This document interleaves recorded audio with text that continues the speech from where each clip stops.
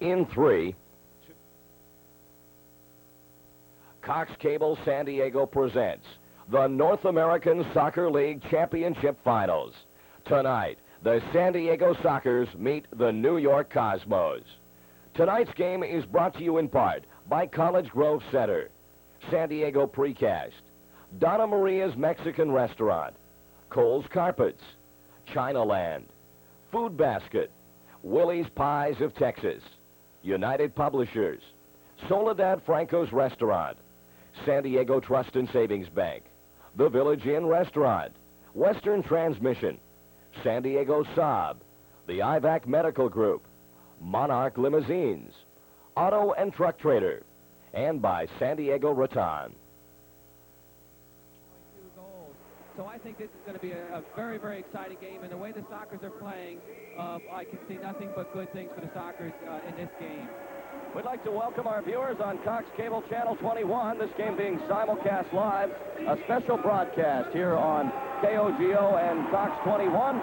And, of course, our Cox viewers will remember we were scheduled to bring you a game earlier this season. Due to technical difficulties, that was not possible. But we're back here live tonight for what is promising to be a much bigger game in meaning in as much as the Sockers in the finals now against the Cosmos. Alan, goalkeeping always plays a big part in any championship series. Both these teams have excellent goalkeepers. For sure, Randy. The Sockers and Jim Gorsuch has done a very, very good job. And David Bursick with the New York Cosmos, although he let up 5 goals in the last game, it was, in my opinion, that Cosmos could have let up about 12 or 13 goals. He played an outstanding game, actually kept the Cosmos in it, kept it a respectable game. And I think that with the defense that the Sockers have, the punch they have midfield and forward, that David Bursick is definitely going to be have his work cut out for him again tonight. Well, we've got a big crowd on hand here at the sports arena, and we are all set. We'll take a break and be back with tonight's opening kickoff here on KOGO after this.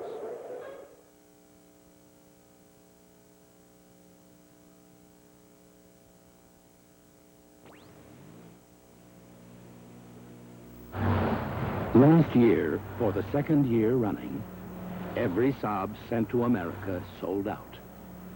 Once again, there weren't enough Saabs to go around. Once again, Saab dealers had to turn away customers.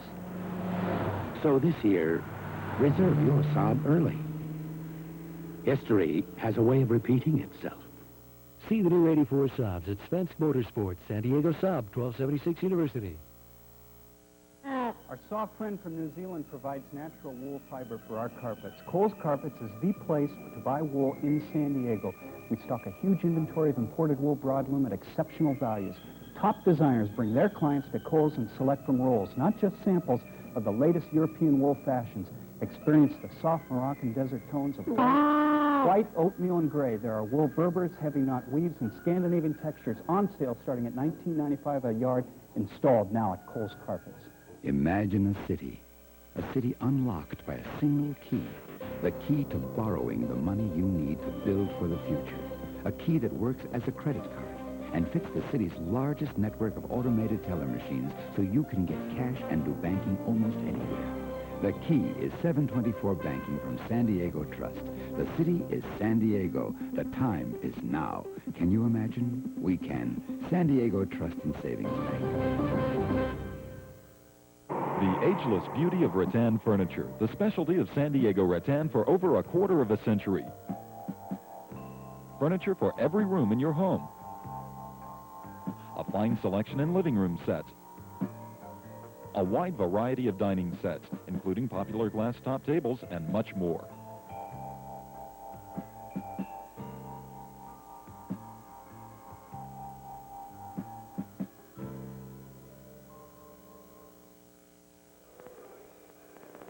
Welcome back live to the Sports Arena in San Diego for Game 2 of the North American Soccer League Championship Final Series between the two-time champions of indoor, the San Diego Sockers, and the New York Cosmos. We welcome our listeners on KOGO News Radio and our viewers on Cox Cable TV Channel 21 on this special live simulcast from the Sports Arena. If you just joined us, Alan Mayer is with us, our color commentator, as we look at David Bursich, the goalkeeper for the New York Cosmos. Bursich coming into the game with a 5.48 goals against average in the playoffs and a 2-2-1 loss record. And for the Sockers, in the goal to our left, it'll be Jim Gorsick. He has a sparkling 2.00 goals against and a 3-0 record in the postseason. In fact, Jim has given up 2 goals in all 3 of the playoff games, so that's where you get your average. The Sockers got here by eliminating the Golden Bay Earthquakes in 2 straight games in the semifinals, while the Cosmos needed 3 to beat the Chicago Sting. The Sockers will be in their dark jerseys, the navy color with dark shorts and socks and the gold trim, and the Cosmos in their home white, or their road whites rather, with black trim. And we're set to get underway. We'll play 4 15-minute quarters here at the jam-packed Sports Arena, Game 2 of the NASL Championship Series. Lining up on the starting lineup for the Sockers.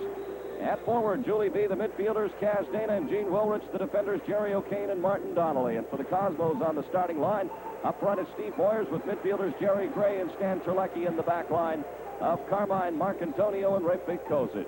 The ball from the kickoff to Jim Gorsick. Gorsick plays it up for Jerry O'Kane down the left side, but Donnelly has it now on the right wing for San Diego. A long pass up for B. That's blocked at the red line by Jerry Gray. He'll bring it to center. A pass ahead for Moyers, but Donnelly will track that down. And Alan, again, a very key point in this game is going to be watching to see how the defenders make out early in the contest, as particularly the new defenders, O'Kane and Namdar, and how they establish themselves. Yes, it's very important that they establish themselves right from the beginning. And I think a key point in this game is how well they can handle Stan Terlecki.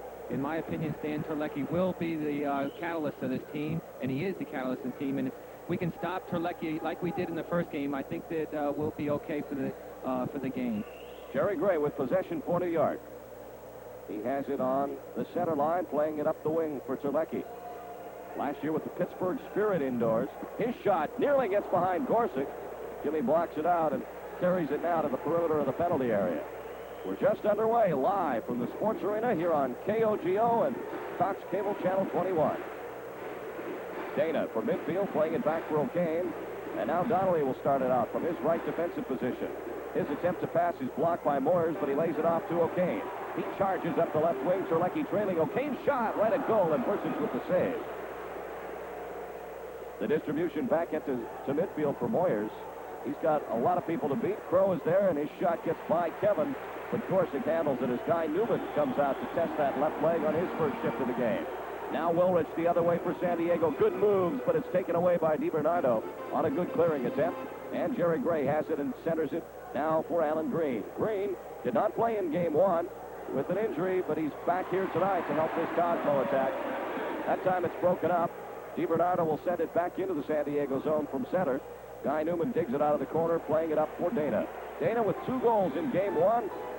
One of them on the power play as the Sockers scored twice on the man advantage unit. That's an aspect of the game Thursday that the Cosmos feel hurt them most. Those 2 power play goals, which turned out to put the game out of reach for New York. Crow with the ball from his own red line up for Brian Quinn. Quinn will leave it. And he gets the return pass from Dana, but can't convert. Now Crow will try and work it in from midfield. Long, deep pass into the corner for Quinn. Takes it off the wall, playing it back to Perez. Back to the corner from Quinn now, as those two like to work out of the corners. Quinn forced to the top of the line, then he's fouled by DiBernardo, and they give a free kick San Diego. Quickly put into play to Perez. He turns to get away from Borja, plays it to the right point for Kevin Crow. Crow, San Diego's 3rd leading playoff scorer. 2 goals, 3 assists for 5 points. He's having a great playoff. Guy Newman on a giveaway, but it got away from DiBernardo. And we'll have a kick in for the Sockers from the far side boards. 11:58 to go here in the first period. We're live from the Sports Arena, and there's no score here in Game 2. As Quinn gets set to put it into play, Coker is up deep on his first shift of the game. Addy takes the distribution, plays it back for Quinn. He'll try and take on Borjan, gets by it. Now Quinn, down the left side, lost it in his feet, forced off the ball by Marcantonio as the Cosmos quickly come back. A centering pass for Green, got by Guy Newman. Gorsick on his distribution gives it away to Borja. Here's Borja, wide right. He's got a good angle shot, but it's blocked by Newman. On the rebound off the glass in front for Addy Coker. Coker charges to center with Quinn and Perez. A shot blocked. Addy on the rebound. It'll be off the wall to Perez. Perez still with it at the far side. Oh, and he lost it trying to draw it out for Namdar. Good quick start to this game as Green now brings it down the left side for New York. Working against Kevin Crow, playing it out for Borja. Back in front, that's a giveaway right to Namdar. Cosmos like to use the corners a lot, Alan, Borja especially. Well, Borja, when he goes into the corners, he's very, very good using the boards. He likes to play a lot of wall passes to himself. In that particular play, he knocked it back and was just right to a soccer defense. But usually he likes to take the player on against the boards. Hot shot by Perez, blocked by Bursic, and the Cosmos start out from midfield as they change on the go. This is Jerry Gray across from Moyers. It was behind him. Hilkus will side-foot it back to Gorsic off the wall. And now Jimmy sends it into midfield, looking for B. Terlecki got a piece of it, but Woolrich will come in to get it. Pushed by Gray. Woolrich, the shot. Oh, and Bursic with a great hand save. That was labeled. Here's B at the wall. Banking it around, trying to work it in front for Hilkus, but it comes off the glass to Bursic. And he'll roll it to his left for Jerry Gray. Still a scoreless tie. 10:05 to go in period one. Stan Terlecki comes to the red line. Played off to his left for Moyers. Moyers with 4 goals in the playoffs. Back for Gray. Overlapping is Terlecki. He'll challenge Gene Wilrich. B comes in. Terlecki still with it. Back for Jerry Gray. He's got a shot. It's blocked by Namdar. Rebound back into midfield. Kozic over to his left for DiBernardo. Angelo playing it deep to the far wall. B on defense, helping out Gorsic. Jimmy out of his penalty area. Played it through for B, but it was given away, and then Terlecki takes the shot. Gorsic able to pin that along the wall. It's ahead for B. Soccer's leading playoff scorer, 6 points to Wilrich. His shot. Good play by Bursic. Came out and cut off the angle as Wilrich got that shot away, and Bursic seems to have injured himself just a little bit. He's squatting down now, holding the left knee. On the quick transition, it's Parkinson for New York. Along the boards, fighting with Quinn and Hilkus. Lawrence will get it over to Jim Gorsic, and Bursic seems to be favoring that left knee just a little bit, Alan. Yes, he sure is.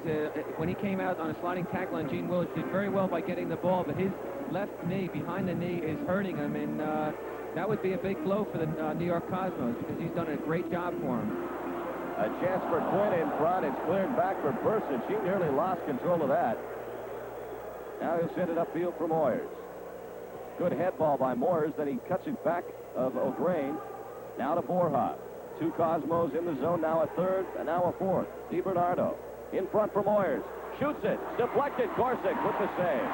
Those block shots are going to be key, too, in front of Gorsic. The soccer defenders have done a super job in this playoff round, blocking a lot of the firepower away and leaving Gorsic only to contend with a certain amount of the shots. Good block that time. Here's B for San Diego. Shoots it. They score!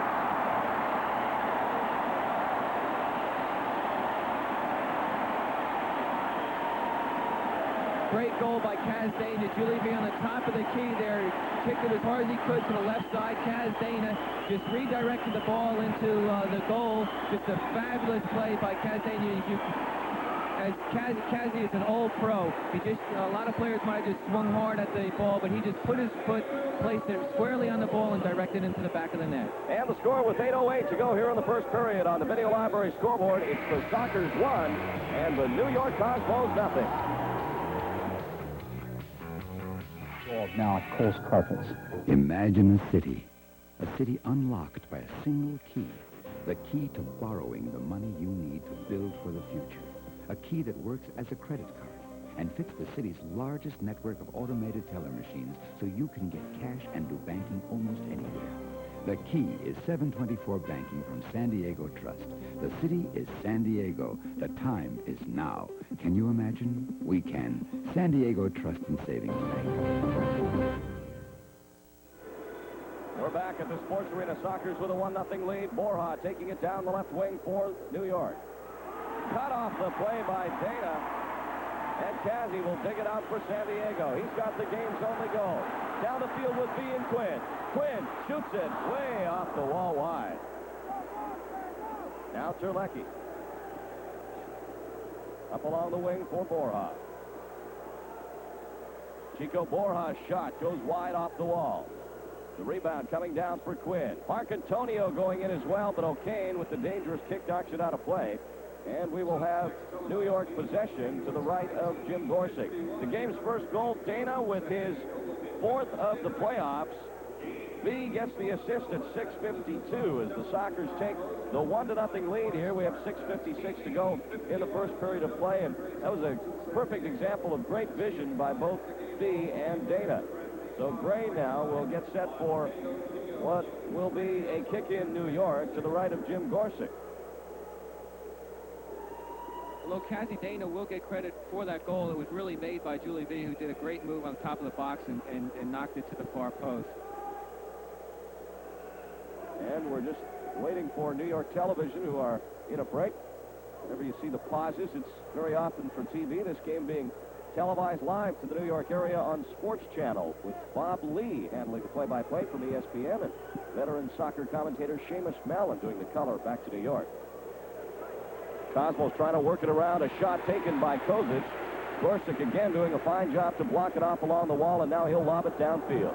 This one's for Coker, but it goes past him. Marcantonio heads it from the red line, but Perez will get it back for San Diego. Dana with the goal, and now a good pass by Perez through for Wilrich.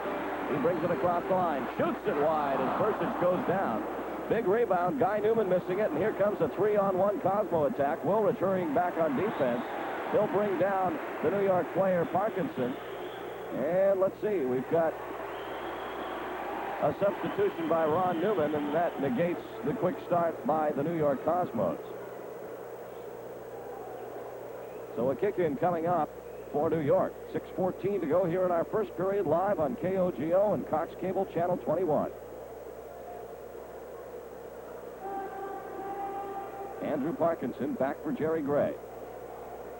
Gray plays it up for Green. He'll make a quick turn. Guy Newman, the defender, back. He's injured, keep in mind. All that strapping on his left leg, protecting a strained knee ligament. Now a handball, San Diego, and Jerry Gray will get a free kick for New York. Jeff Durgan behind him, and he'll leave it for Durgan. A little chip far post. Gray will chase it into the corner. He pushes Addy Coker down, and that is a foul against New York.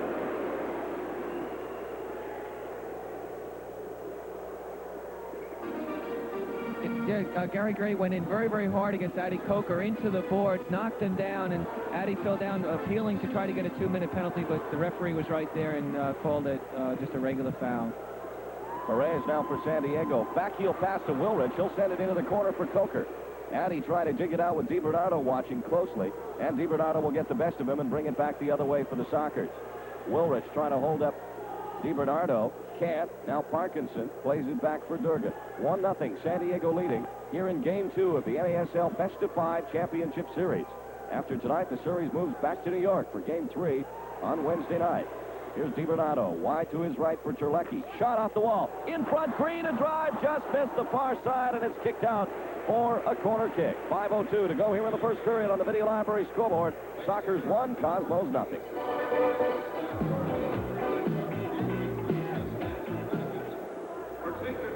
Last year, for the second year running, every Saab sent to America sold out. Once again, there weren't enough Saabs to go around. Once again, Saab dealers had to turn away customers. So this year, reserve your Saab early. History has a way of repeating itself. See the new 84 Saabs at Spence Motorsports, San Diego Saab, 1276 University. Corner kick, New York, and a shot by Terlecki, blocked before it reaches Gorsuch, and they'll play it back now for David Bursic. And once again, Alan Mayer, we see those blocks becoming very, very important early. Yes, indeed, and you have to get those blocks early in the top of the box because they're very, very dangerous in the center of the court there because of the fact that rebound. Addy Coker now to his left for Hugo Perez. Hugo across the red line. Contemplated a shot. Ball out of play off Angelo DiBernardo in the New York zone, and we will have a kick in San Diego Sockers. They lead the New York Cosmos 1-0 with 4:34 to go in this first period of play.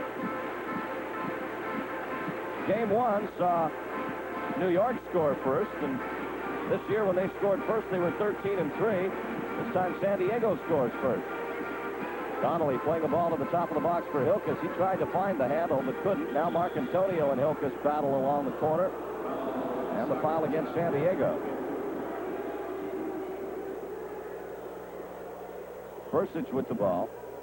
He's really one of the fine goalkeeping prospects around, Bursic. Been with the Cosmos for some time now, and he's, I think, going to get a real chance to play a lot of outdoor this coming season. Hubert Birkenmeyer, the backup goalkeeper for the Cosmos, who is dressed for this game, figures to give up some of his playing time outdoors, I would think, to this young player that the Cosmos are counting on so much. Steve Moyers, back at his own red line, sends a nice pass up for Terlecki, but Quinn, with excellent midfield work, tracking down Terlecki, gets it back for San Diego. And now he'll play it back for Donnelly as the Irish connection really strengthened with the indoor soccers this year. Donnelly, the veteran, but newcomers Quinn and O'Kane this year really adding some flavor to the San Diego Soccers, and they've all played very well this season. Donnelly injured a good part of the second half, but Quinn has been, I think, the find of the year in the NASL. Namdar clearing it at the far side.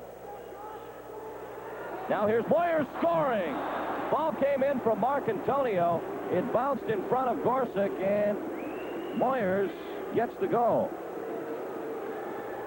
I think we were caught sleeping a little bit on the defense there because they got a ball in from the neutral zone that Marcantonio just passed right in the middle of the goal to Steve Moyers, who came in left-footed and slotted it past the surprise Jim Gorsuch. 3:14 left to go in the second period on the Vinny Lavery scoreboard. Soccers 1, Cosmos 1.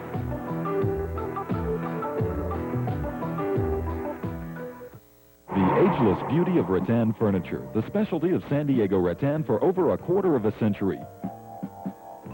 Furniture for every room in your home. A fine selection in living room sets. A wide variety of dining sets, including popular glass top tables and much more.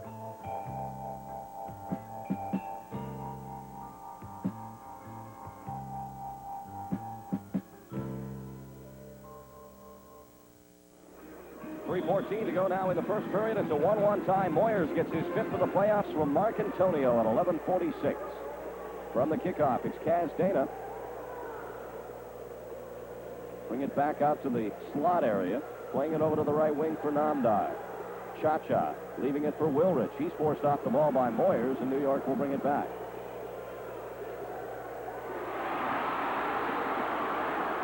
Dana with a chance in front of the New York net as he stole it from the New York defense, but it was blocked before it reached Bursic, and now the New York Cosmos start out. We're tied at 1 with 2:40 to go in period 1. Jerry Gray for New York, tipped away by Dana. Boyles will bring it back to the red line. Now to his right for Rafik Kozic. Ahead for Parkinson. He falls down. Plays it through for Kozic, and B will get it at center. Julie holds it up. Namdar makes a run through the middle. B crossing the red line. He has Dana and Namdar. The pass to Cha-Cha off the wall. Dana had a chance on the volley. B may have interrupted that. Julie still with it at the top of the box. Bending off Kozic. B still with it. Plays it back for Crow. Can't make anything happen as that New York defense stood up. Crow back for Wilrich. Gene's going to drift this one. This one hit a leg. Here's B right on goal. Bursic with the hand save. Namdar brings it out of the corner. Kevin Crow will retreat to midfield to get it. Odewer to his right for Wilrich. Back for Crow. These fans loving it. In for B. He'll trap it down. Two Cosmos around him, and they get it away from Julie. That time, Julie showing some of his excellent controlling skills, but just not able to get a shot or a decent pass away. Well, Julie B is one of the best players in the entire league when the ball is on his foot, and he can do magic things, and the New York Cosmos defense has to respect him for that, and he gets a lot of room because of the fact that he does have great ball control. Odo Perez to Wilrich. He's grabbed by DiBernardo, and that's a foul against New York.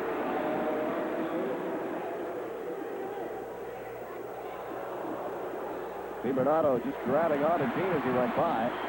Thus the free kick for San Diego. Now Wilrich from the line. Pass Terlecki to Perez on his left side. He shoots. Goal!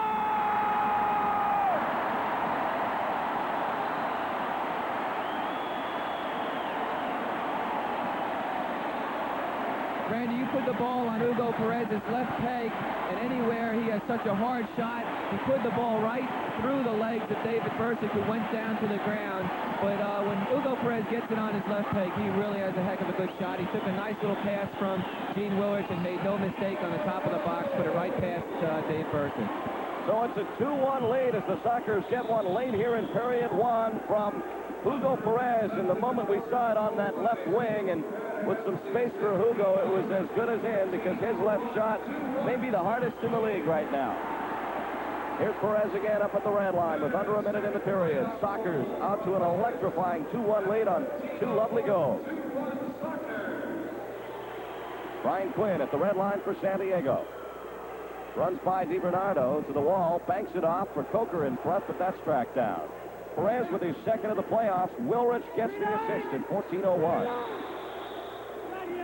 And now a whistle on a three-line ball. Hope you're enjoying our live simulcast of NASL Indoor Soccer here on KOGO News Radio and Cox Cable, Channel 21 in San Diego. This is Perez again. Up front, a shot, and again right at Bursic. And Bursic, if Perez gets hot, is going to have his hands full. That distribution goes out of play into the Cosmo player bench.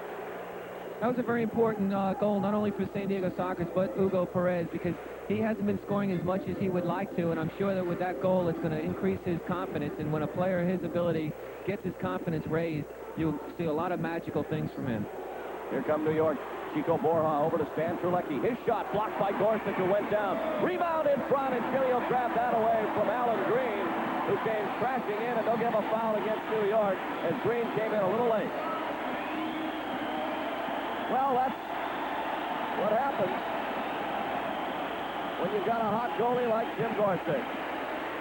Buzzer sounds to end the first period. And the score here on the Kobe Sports Arena Swap Meet scoreboard, the Sockers 2 and the New York Cosmos 1.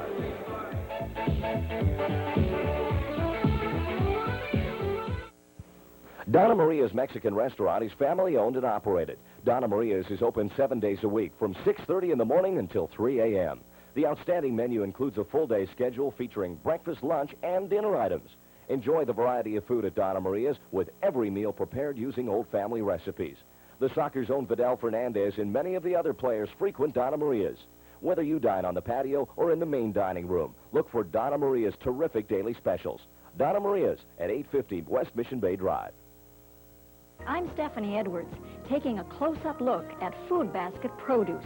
From crisp and tender vegetables to the sweetest fruit in season, there are over 200 fine items from which to choose.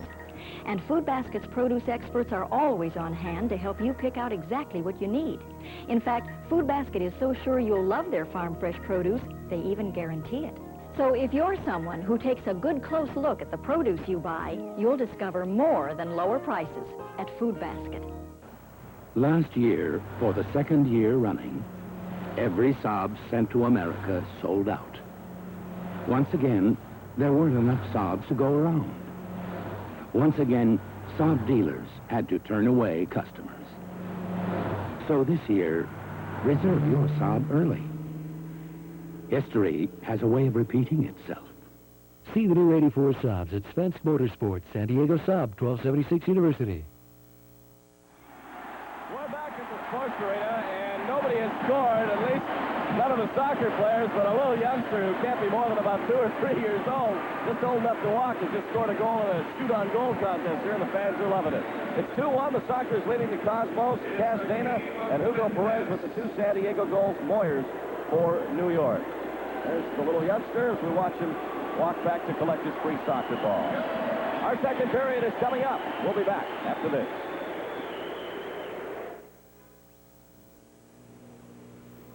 The Auto Trader. Over 1,000 autos are pictured every week in the Auto Trader. Family cars, transportation cars, sports cars, luxury cars. You'll find them all in the Auto Trader. Every Thursday, get your issue of the Auto Trader at participating 7-Eleven stores, Levickio's, Utonum's, and other convenience stores throughout San Diego County for just 50 cents. So whether you're buying, selling, or just looking, remember, the Auto Trader is available at a location near you.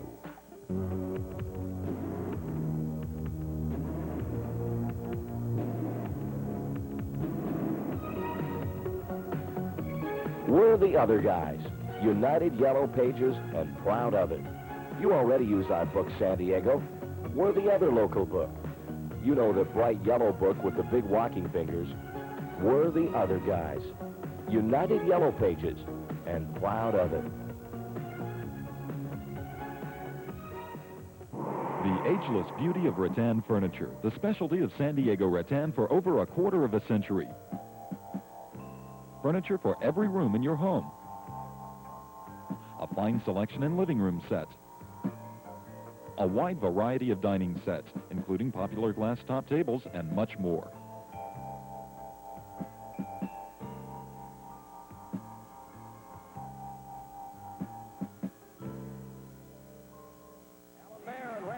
Back live at the Sports Arena in San Diego with the Sockers leading the New York Cosmos 2-1. But only New York goal of that first period from Steve Moyers as the Sockers got caught a little bit and a ball came back in from midfield and Moyers one time past Jim Gorsuch. Second period now underway. Sockers leading 2-1. Donnelly feeds it up for Gene Wilrich. Wilrich turning on the Jets and a shot that Bursic has a little trouble with, a high hot one. Dana comes in with a dangerous kick and the New York team will get that back.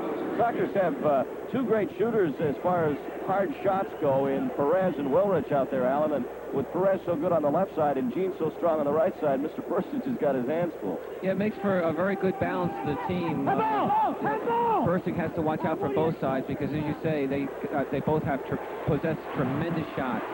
Guy Newman with a good tackle in the back, taking it away from Borja. Now Willis will get some room down the left wing. Bumped by Marcantonio. He'll turn out of the corner, and the Sockers will set the offense up. Donnelly at the left point. Over to the right side for Guy Newman. Newman takes it along the boards, banks it in front, comes back to him off a New York defender, and now he'll drop it to center for Donnelly. We're just underway with period 2 live here on KOGO and Cox Cable. Dana, top of the box for Veed. Julie held by Kozic, and that'll be a foul. Good free kick chance here for San Diego right at the top of the penalty area as Julie was fouled. Yes, Julie commands a lot of respect on the top of the box there, and as you could see, he was held as he started making his move to the goal. Off the free kick, it comes back against the flow. Dana controlling it and playing it back to the point for Donnelly. Martin Donnelly to the right side for Wilrich. Gene will bring it across the line. A shot off the wall. It just about came back to Dana, but Marcantonio deflected it wide, and now the pass up for Alan Green.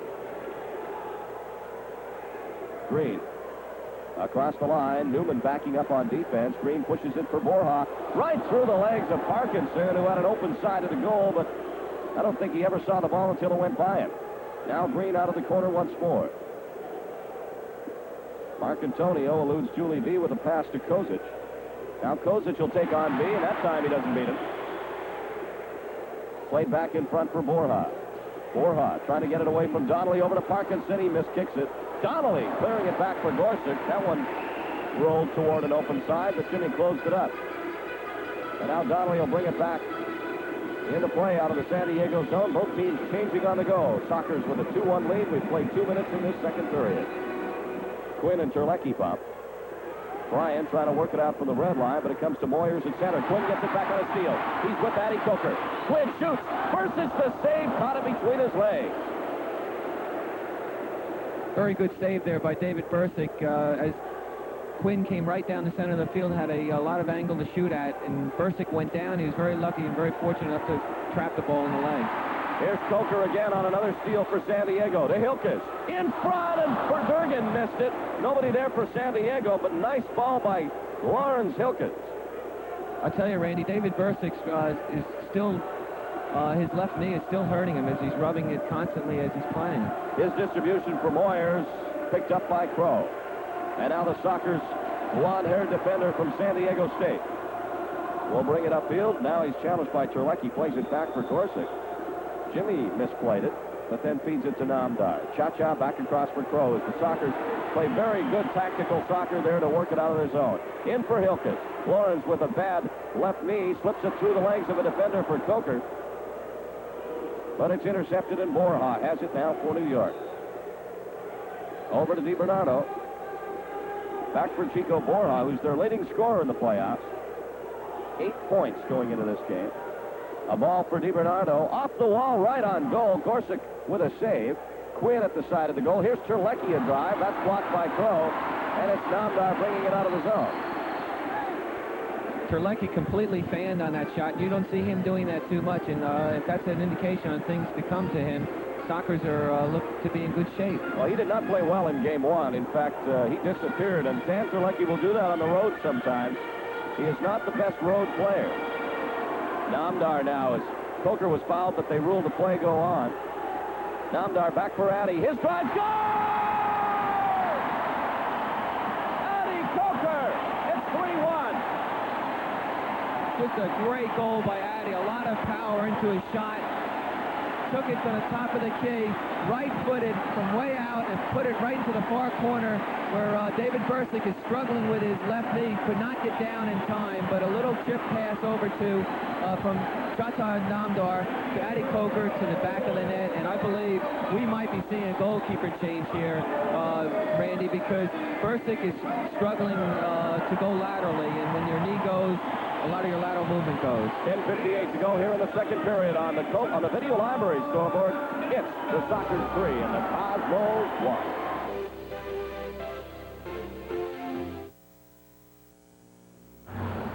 Last year, for the second year running, every Saab sent to America sold out. Once again, there weren't enough Saabs to go around. Once again, Saab dealers had to turn away customers. So this year, reserve your Saab early. History has a way of repeating itself. See the new 84 Saabs at Spence Motorsports, San Diego Saab, 1276 University. David Bursick, the Cosmo goalkeeper, coming off, and it looks like Hubert Birkenmeyer is going to go into play. I want to remind you the Sockers will hold indoor and outdoor sessions of Camp Kick for Sockers players of all ages in the next few weeks. Camps at the El Cajon Skate Palace and outdoor camps at USIU. If you'd like more information about Camp Kick, contact Ernie Denise at the Sockers office and ask about the live-in camp this summer at USD. 10:58 to go in the second period as the Cosmos now warm up their backup goalkeeper, Hubert Birkenmeyer. And Bursic is going to leave this contest. It was Addy Coker scoring, and Bursic went down, and I think he extended himself just a little too much there, Alan. And as you mentioned, he injured himself very early in the contest. We saw that left knee go down, and I think he just may have done himself for this game. So Birkenmeyer comes in. He does not have a goals against average in the playoffs because he hasn't played yet. And in the regular season, he only appeared 6 times, had a 6.96 and a 2-4-1 loss record. I do believe he also scored a goal. As a matter of fact, Randy, he scored 2 goals. And I don't know who he scored them against, but it was the San Diego Soccer goalkeeper. And his first game of the season for the Cosmos, they were hurting so bad that their backup goalkeeper had to play on the field. And not only did he get 2 goals, he got an assist, and actually was one of the players of the game in that game. But he's a very skillful player on the field, and he hasn't played much in goal, actually. And this could be a big break for the Sockers. It indeed could be, as we are back underway now. 3-1 San Diego leading. That last scoring play, Coker, his third of the playoffs from Namdar at 4:02, as Birkenmeyer now occupies the New York goal. Sometimes that can work for you, too, though, as a veteran comes in and gets a chance to help out his teammates. We'll see how Birkenmeyer does. Here's Terlecki in front. It's kicked loose.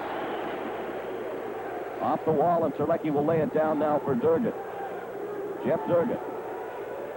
To his right for Jerry Gray. Mark Antonio. Top of the box for Terlecki. He's working on Kevin Crow, and then Coker comes in to help out. And all the Sockers are back playing defense. Here's Terlecki. Gorsuch, a great save, and he gets the rebound. Gray was cruising in there, looking for a chance to convert a loose ball. But Jimmy pounces on it, and Eddie Fermanti, the Cosmo coach, is baffled in this series thus far. He's thus far now been outscored 8-3 partway here in the game, too. Very big save for Jim Gorsuch there, because Terlecki was wide open in the middle of the field. If he had put that one in, converted, it would have been 3-2. Here's O'Kane, a shot. Birkenmeyer kicks it out. O'Kane will track it down and keep it for San Diego from the left point. Nice move. Nice move. Shoots. Scores!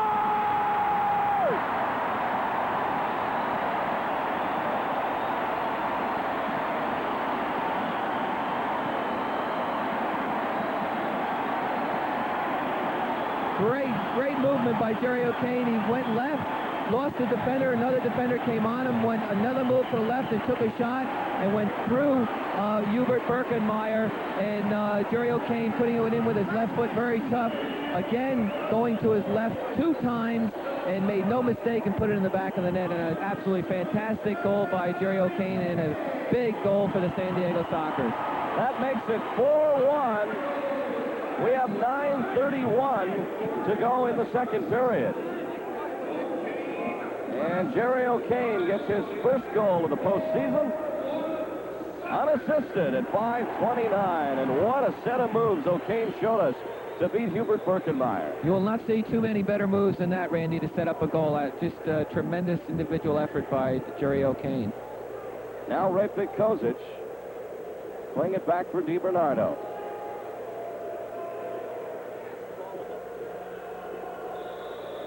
And now a whistle and a foul against Brian Quinn. DiBernardo takes a shot. That comes off the wall. Green just missed an opportunity. Now Dana to Julie B. He'll take a bouncing ball off the wall, plays it off the glass, and Birkenmeyer handles it, quickly distributing to center for Green. Guy Newman misses a tackle as Green will take it down the left wing. Now cutting into the middle. Alan Green still with it. Plays it off the wall, a shot. Parkinson in front on the rebound, had a chance. Now the quick break out for Dana. He and B with a chance here on a 2-on-1. Julie over to Quinn. Back over to Dana. It's loose in front and kicked out by Chico Borja on what should be a 2-minute penalty, but they'll just give it a kick in for San Diego.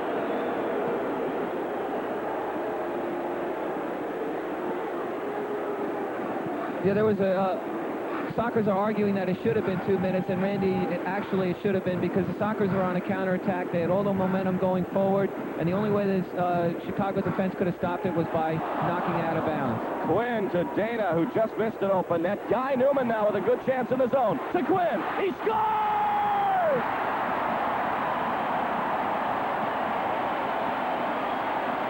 Nice feed from Guy Newman, putting it right on Quinn's foot almost in the middle of the box, and Brian Quinn made no mistake by putting it into the back post, side-footing it, and the Sockers with the 5-1 lead. The place is going crazy. All the fans are on their feet here, and I do believe the Sockers are rolling tonight. 8:30 to go here in the second period on the Video Library scoreboard. The Sockers 5, New York 1.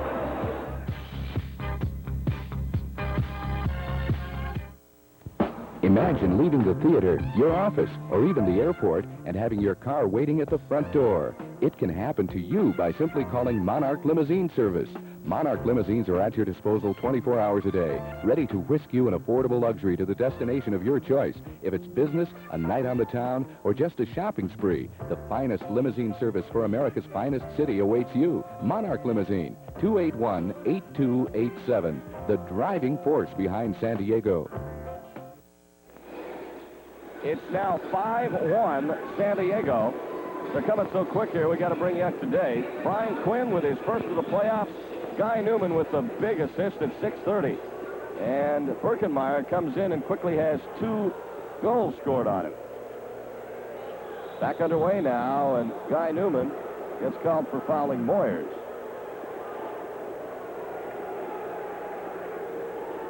Steve Moyers going in after a ball played through, and Newman very nearly gets a penalty, but does not. 5-1 the score now as Kevin Crowe steals it off the free kick, and the Sockers will work it out of their own zone as the ball comes back to Jim Gorsuch. Sockers broadcast brought to you in part by Budweiser. Enjoy the cool, clear taste of the king of beers. And a reminder, Sockers fans, for all you do, this Bud's for you. Guy Newman now at the right point of the New York zone. He's got 1 assist. Plays it through for Hilkes. He'll go high in the air, headed down by B to the far wall for Wilridge. Here's a 3-on-1 break for New York. Crowe will kick it out of play. And that'll come back as a New York kick in. Well, this onslaught has come here in a very short span. Coker's goal, the first of the period at 4:02. Then Quinn scoring the third of the period at 6:30. So 2 minutes and 28 seconds go by, and the Sockers get 3 goals and lead now 5-1. Ball played in for Steve Moyers, back for Terlecki. And Hilkes comes back on defense, gets that away from Terlecki. He'll get possession again, though, and now it's Durgan. A lob up for Moyers. Stepping in front is Kevin Crow. And now Coker will try and get it down the left wing. He's brought down by Mark Antonio, and they whistle it down. Our senior referee tonight is Luis Macias from Los Angeles, and he was on top of this one as Mark Antonio brought the arm down, or the leg in, and brought Addy down. Macias from Los Angeles. Our referee tonight is Manuel Ortiz from Garland, Texas. Jim Gorsick with the ball now up to his own red line for the Sockers. He'll kick it into the Cosmo zone. It'll roll around, and Hubert Birkenmeyer, who came into this game in this period for the injured David Bursich, works it up for Mark Antonio. Carmine Marcantonio, former Montreal man, he played there with Brian Quinn. Now a pass up for Terlecki. He'll work on Kevin Crow, who pokes it loose.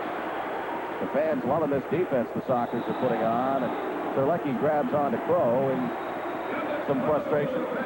Gorsick now will send it up the wing for Coker. Addy hauled down, and we're going to get a 2-minute penalty and a power play for San Diego.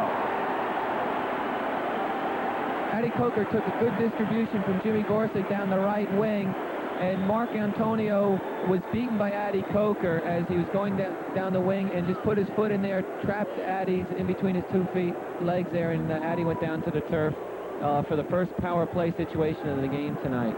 Well, that's just what the Cosmos didn't need, was a power play San Diego. Sockers got 2 power play goals here on Thursday night in game 1. Their power play in the playoffs, good for 3 of 9 attempts for a 33% efficiency rate. Cosmos penalty killing, they've killed off 3 of 8. Killed off 5 of 8, rather, so they're 63%. Right off the free kick, V shoots it. Dana the rebound. Here's V, half volley, and it's blocked by Birkenmeyer. Wilrich out of the corner, and he'll wait and draw it back. On the power play unit, Wilrich, V, Quinn, Coker, and Dana standing right in the crease. V from the slot to Quinn. Makes a move, goes to the wall, is kicked out by Birkenmeyer, and I think he may have just been kicked. He gets up quickly and sends it downfield. V will get a head on it, but it'll roll into midfield. Now Julie bringing it across the line. Still a minute 25 in the power play. Over to Quinn. Back over to V. Quinn again. Deep is Dana at the side. A shot. Here's Coker coming in late, and he missed it. He was all alone in front. Well, not alone. DiBernardo was there. But a beautiful ball by Dana for Coker. He couldn't convert it. Now the Cosmos try and work it out. Durgan losing it, and Coker will get it back for V. Over to Addy Coker again. This Sockers power play looks hot. They still got a minute to go. Addy playing it back for Wilrich. DiBernardo comes in, and Wilrich will be forced to play it back. It comes off a defender to V, and he'll play it all the way through for Jim Gorsick.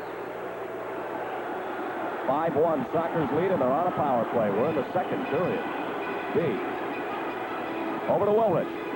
Oh, and it's kicked out by Durgan, I believe. May have come off the post. Here's V again. Another shot. Off the crossbar. Here's Coker. Off the glass. Dana out of the corner. Kicked by DiMatteis.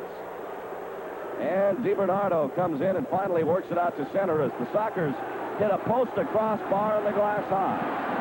Still 15 seconds in the power play as V brings it through the middle.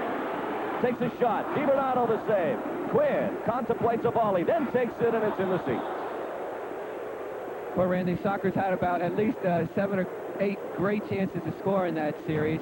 I'll tell you one bad thing that the Cosmos are doing. They're allowing their 2-point men to spread out and allow Julie B to come right down the center of the field. And when he does that, just as you on the screen, just as he does that, he hits the post, and you cannot give Julie B that much room in the center of the field. An excellent sequence as Coker missed hitting the crossbar, and then the Sockers followed that up with one more shot off the glass by Quinn. So now with 4:53 to go, it'll be New York goal kick, and DiBernardo and Durgan in the back line will try and solidify this New York defense, which has been under an onslaught of San Diego offense. DiBernardo from the red line for Durgan. Now to Marcantonio. O'Kane from midfield and the ball out of play. 4:33 to go here in the second period on the Video Library scoreboard. We take a break with the Sockers leading the Cosmos 5-1.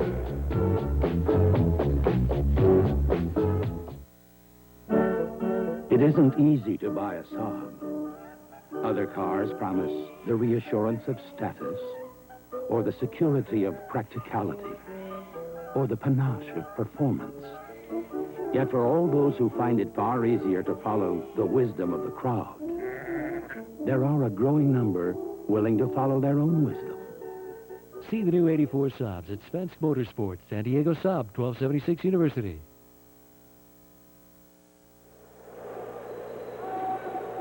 New York kick in with 4:33 to go in the first half of play. A reminder to join us at halftime. We will talk to Bob McRan, Vice President and General Manager of Cox Cable, and Sockers owner Bob Bell, as well as have first half highlights here in our special live broadcast on Cox Cable, Channel 21. Jerry Gray over to Jeff Durgan. He'll play it back to Birkenmeyer. David Bursich out of this game. Injured in the first period and again in the second.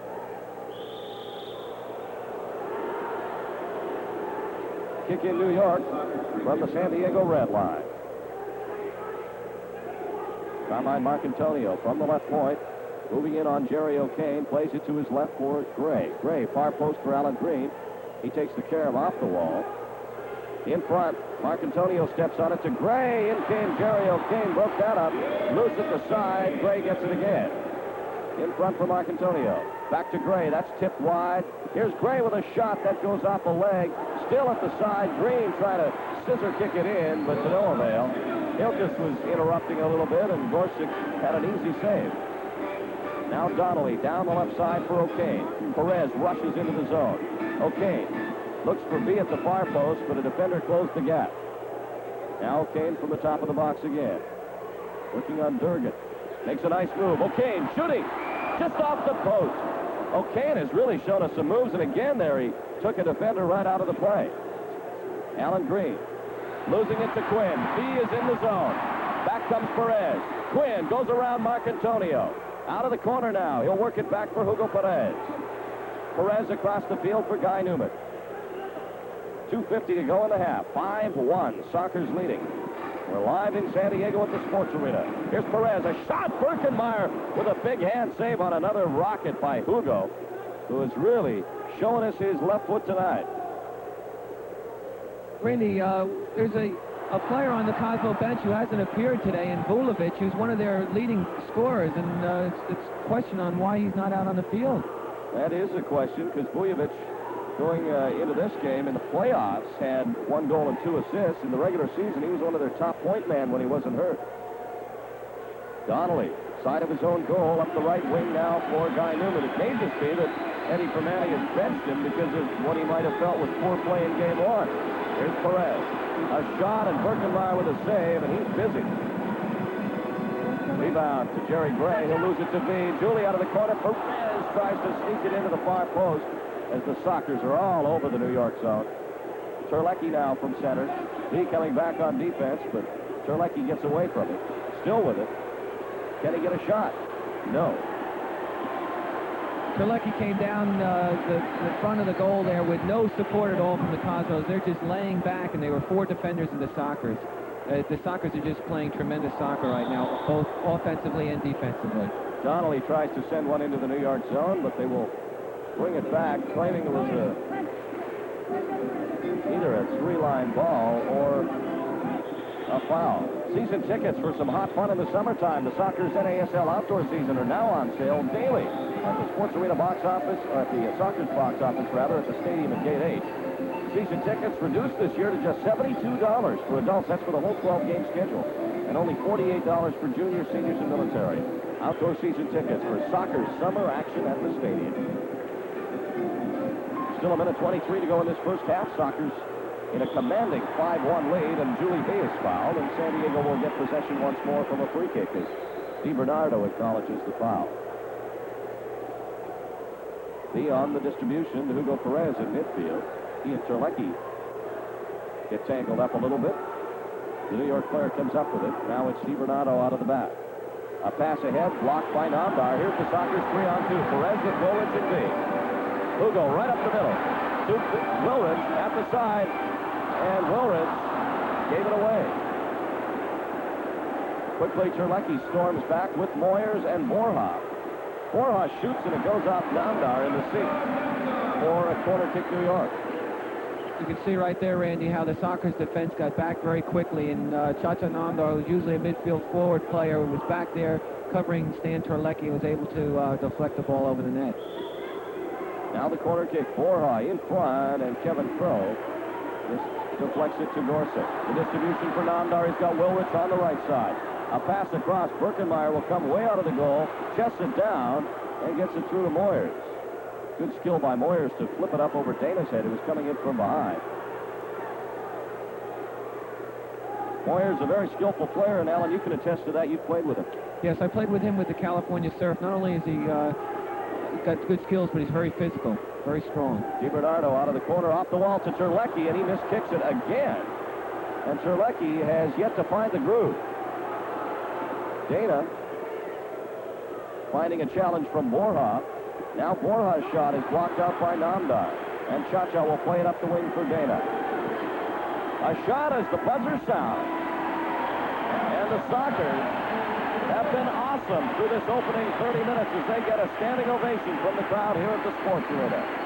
And the score at the end of the first half on the Kobe Sports Arena Swap Meet scoreboard. The Sockers 5, the Cosmos 1.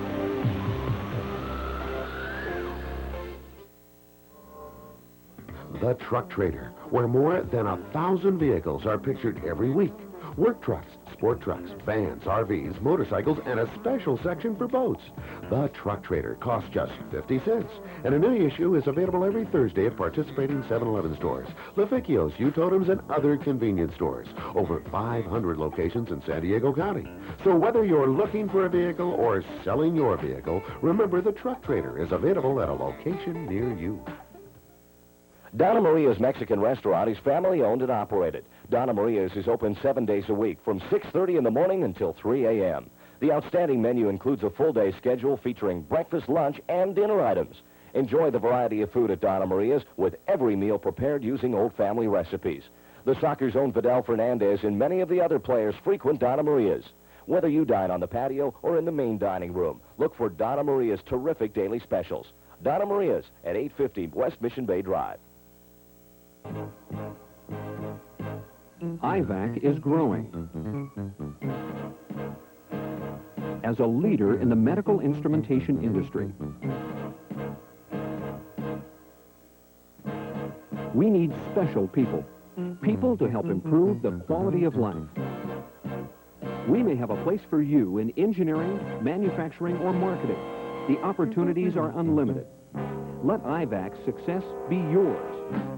The ageless beauty of rattan furniture, the specialty of San Diego rattan for over a quarter of a century. Furniture for every room in your home. A fine selection in living room sets. A wide variety of dining sets, including popular glass top tables and much more.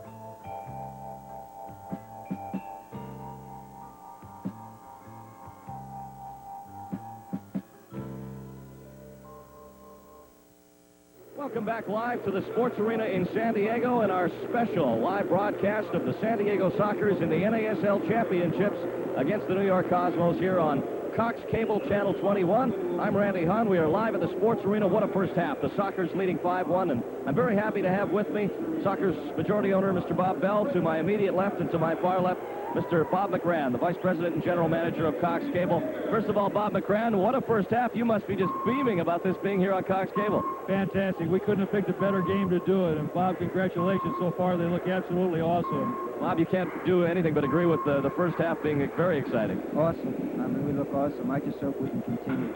Mr. McCran, let's explain a little bit for our viewers just the reason behind tonight's special telecast here on Cox. Which is basically what we're doing here, Randy, is we're essentially looking at the Sockers to see whether it makes sense to televise all the games next year. Marketing study will be done after this game to determine how many folks watch the game, whether they'd be willing to buy it on a pay-per-view basis on Channel 21 next year. Obviously, a lot of our viewers will also be aware that the Padres are already on Cox Cable. Would the San Diego Sockers next year be in basically the same form now that we see the Padres on Cox? I think that's the way we would see it, but only our marketing study will determine whether it be economically feasible for both the Sockers and for Cox. Bob Bell, with you filling this arena so many times during this regular season and perennially during the playoffs, this has got to be an opportunity for you to reach a lot of fans who just simply can't get into this building because of a lack of seating. Yeah, there's a certain time in a franchise's history when it makes sense to do something like this, Randy, and I think Bob's convinced me that it'll work, and we want to expose the game of indoor and to the people in San Diego County and give everybody an opportunity. And we only have 13,000 seats. We feel that we could have 30,000 here, so this is an opportunity, an alternative way of exposing it, getting the people to enjoy it, and if Bob's right, and I think he is, this survey tonight will show it, and we'll make plans for next year. Bob, a lot of our viewers will have addressable boxes in their homes, and they may not realize just exactly what that is all about. Maybe you could explain how the games are going to get out on a pay basis. Randy, basically an addressable decoder allows us to send the signal down the pipe, and those people that have subscribed for the service, they will get it. Those that don't will not, and we're able to control that from our office over on Euclid and Federal by computer. What kind of a price might our fans expect next year as far as a per-game basis? Would it be similar to the kind of setup right now with the baseball? Really don't know the answer to that. That's what the marketing survey is determining for us. Bob, while you're here with us, you can't be anything but very proud of this team again. They have taken you to the top in the regular season. They swept the first round, and again, here we are in the finals for the third year in a row. Well, we were just sitting down in the box, Randy, and one of the friends of mine came up and said, you know what, we've got the best in the world at something here in San Diego. Bob, is it going to get even bigger and better next year? I think so. I think the game of indoor soccer is going to spread. The kids love it. The people that come here love it. And every city that I visit, there's 20 cities now, or 21, that are planning to have indoor next year between NASL and the NASL. And I think that it's the game of the future. I really do. Another thing our fans may not be aware of is that next year, the NASL is going to play 40 games indoors, which is going to add more home dates here for the fans to enjoy the soccer. Plus, we're going to have at least 9 teams. This year we have 7, and the 2 teams that had to sit out because of stadium or arena problems will be back in. We have 9. We have 3 cities that have talked to us about joining us. We think one of those will definitely join us, so that's probably 10. And I still believe there's going to be a merger. And I think we're going to have a single league of 20, 22 teams, a super league, and we're going to just blow the entire country away with this indoor game. It is the greatest. I know there's a lot of fans sitting in this building and watching at home who are hoping for that merger, too. We can get an absolute ultimate in indoor soccer next year. Bob McGran from Cox Cable, thank you very much for being with us. Thanks for putting us on Cox Cable. It's really been a great experience so far. We're looking forward to a great future with you. Randy, it's been a real pleasure being here. We hope all of our subscribers are watching it and enjoying it. Bob Bell, best of luck to you. You got a great club, and everything's going very well for you right now. We're pleased to be with you. Thank you, Bob. We appreciate it. Bob Bell and Bob McGran, and we thank them very much for being with us. Our halftime show will continue in a moment. The Sockers are leading the New York Cosmos 5-1. We'll be back after this. Hi, everybody. I'm Jerry Coleman, Desert Sun Stadium, Yuma, Arizona. With me, the man, Steve Garvey. And this year, 40 times, you can see him on Cox Cable for only $3. Steve, well, that's not a bad deal. That's a bargain. I wish we had Cox in my neighborhood, but I may just move to where Cox is.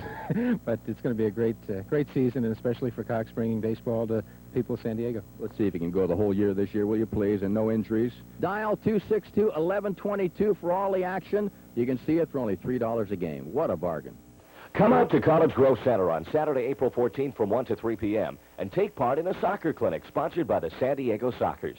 Kaz Dana, Cha-Cha Namdar, Gene Wilrich, and Gary Collier will all be on hand answering questions, demonstrating techniques, and signing autographs. At 2 p.m., a drawing will be held for a pair of tickets to the 1984 Olympic soccer final match on August 10th.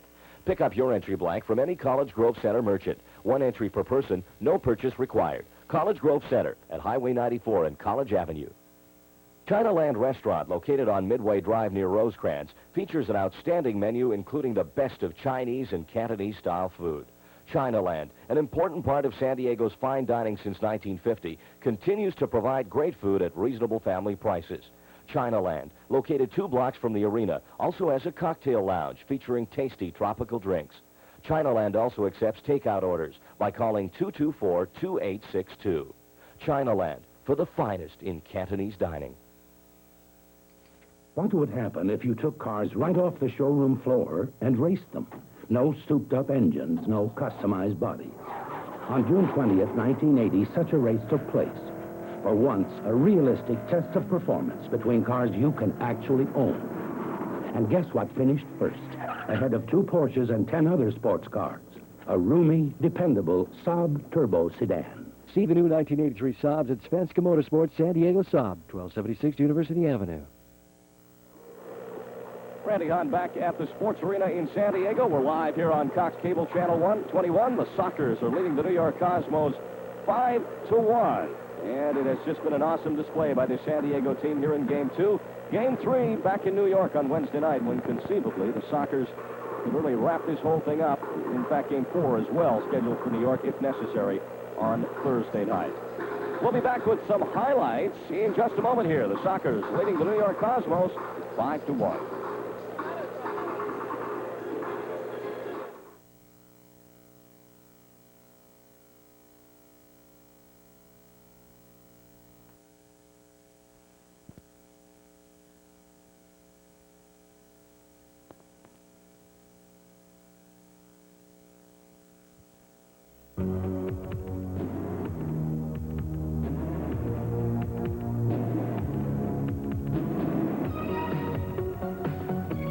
We're the other guys, United Yellow Pages, and proud of it. You already use our book, San Diego. We're the other local book. You know the bright yellow book with the big walking fingers. We're the other guys, United Yellow Pages, and proud of it.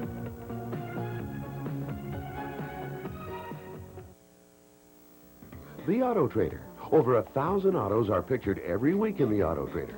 Family cars, transportation cars, sports cars, luxury cars. You'll find them all in the Auto Trader. Every Thursday, get your issue of the Auto Trader at participating 7-Eleven stores, Levikios, Utonums, and other convenience stores throughout San Diego County for just 50 cents. So whether you're buying, selling, or just looking, remember, the Auto Trader is available at a location near you.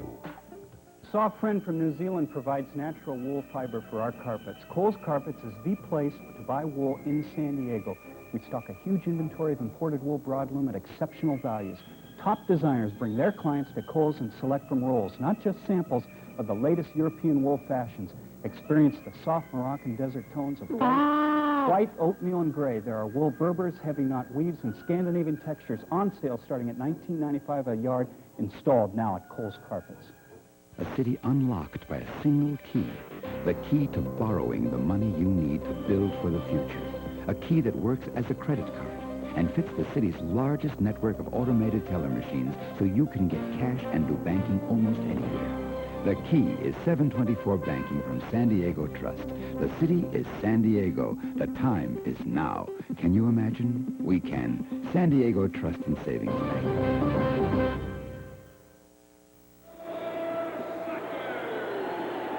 Randy Hahn and Alan Mayer back live at the Sports Arena in San Diego. Sockers leading the Cosmos 5-1 as we get set to start the third period. New York with only 1 goal, Alan, and that came off the foot of none other than Steve Moyers. He takes a pass from Marco Antonio, and actually it was the only highlight for the New York Cosmos in the first half. Stevie Moyers made no mistake and put it in the back of the net. Here we're going to have Jerry O'Kane's great goal where he took on 2 Cosmo defenders, went to his left, and put it past the surprise Birkenmeyer. And Jerry O'Kane doing very, very good stuff for the San Diego Sockers since his arrival here in San Diego. The Irish connection, we talked earlier about it. Jerry O'Kane, Brian Quinn, and Martin Donnelly have done a tremendous job for the San Diego Sockers. And we're going to see another goal here where Guy Newman passes to Brian Quinn on the top of the box, who side foots it past Birkenmeyer again. Again, a great pass by Guy Newman, setting the ball up for Brian Quinn. Out of midfield, a presentation being made to Kevin Crowe as Sockers Rookie of the Year. And Kevin has just done a super job this year.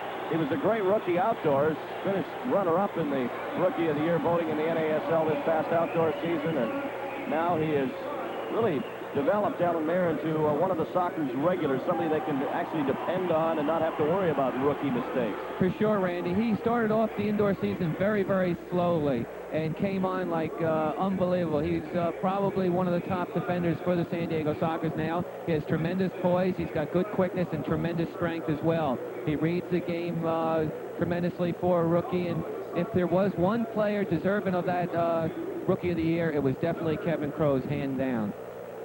We've got another goal to show you, and that came off. Brian Quinn scored the 5th goal of this game for the San Diego Sockers as we join our KOGO listeners on a beautiful effort, beating Hubert Birkenmeyer. And Birkenmeyer followed that up with a nice save a little while later off Kaz Dana, and then off Julie B.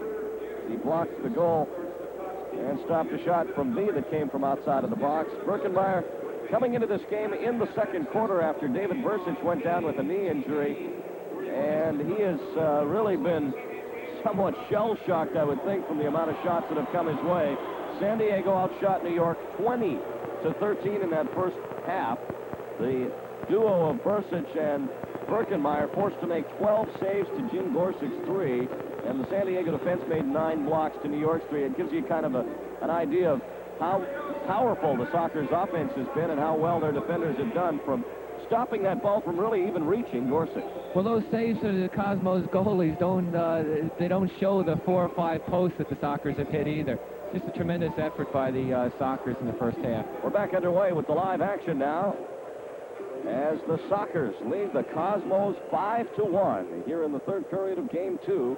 Sockers have a chance to take a very, very strong 2-0 lead in this series back to New York for what could be the deciding game on Wednesday night. That'll be simulcast live on KOGO News Radio with the pregame show at 4:55 and the live action at 5 o'clock San Diego time Wednesday. It's also live on KUSI TV channel 51 from the Meadowlands Arena. That's Wednesday night at 5. Here come the Sockers. Wilrich with Dana and B.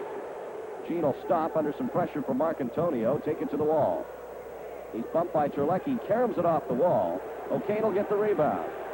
He shoots it, and it goes off Durgan, I believe. No, off of B. Out of play for... I think we're going to have a corner kick. No, we're going to have it. Coming off a New York player. It was Kozic who deflected it. So the corner will come to the right of Birkenmeyer off the foot of Julie B.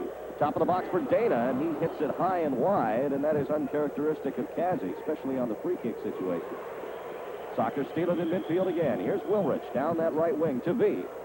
He tried to flip it up, I think, to give it the old Julie B volley. And lost control. Here's Terlecki for New York with Gray. Good tackle by Brian Quinn, or Jerry O'Kane, rather. Great defense by O'Kane, and he's got himself a goal tonight as well. Now, he hustles back. He gets pushed by Terlecki. And I think our referee was contemplating a penalty there. He had his hand near the back pocket. He's just going to give the foul. I think there's no question about that, Randy. O'Kane did have Terlecki beat, and Mark Antonio came in and slid the ball away from Jerry O'Kane, but I believe he might have caught his knee as he came in. Mark Antonio, not a real strong tackle, but both players are down on the field right now, and both of them are looking at knee injuries. Well, O'Kane seems to be in a lot of pain. Trainer Lynn Hersey out there attending to his right knee, and not far away is Carmine Marcantonio, also down with the right knee himself. Terlecki, who caused the whole thing, is walking around and asking everybody if they're all right. Well, the Sockers outdoor lottery for pre-games for the 1984 NASL outdoor season will take place at the Sockers offices at the stadium this coming, actually a week from this coming Wednesday, April 18th. Now, if you or your team would like to play at the stadium this summer in one of our pre-games, contact the Sockers Group Sales Department for details on the lottery. It's really the only fair way we can determine who's going to play in those pre-games with all the requests we get. So if you want a fair chance at being involved, make sure to get involved with the lottery by calling 280-GOAL or stopping by the offices at the stadium. Well, O'Kane seems to be a little better, shaking off the effects of that injury. He may...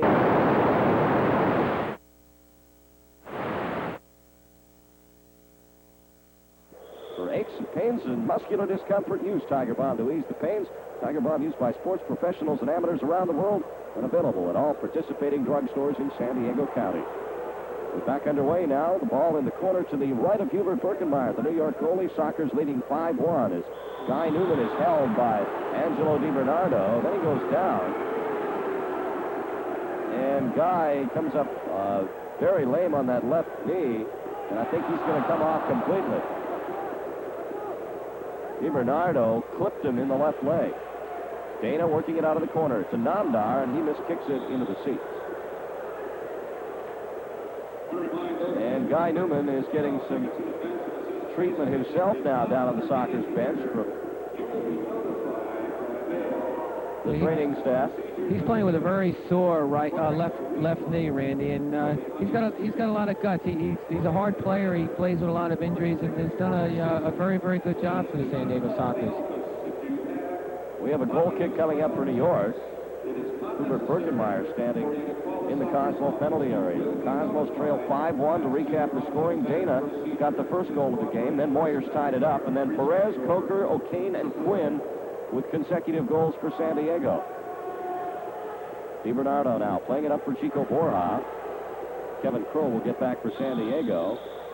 He's grabbed by Borja. They'll give the free kick to San Diego. Well, we'd like to welcome our hospital patients, shut-ins, enjoying today's game on KOGO and here on Cox Cable Channel 21.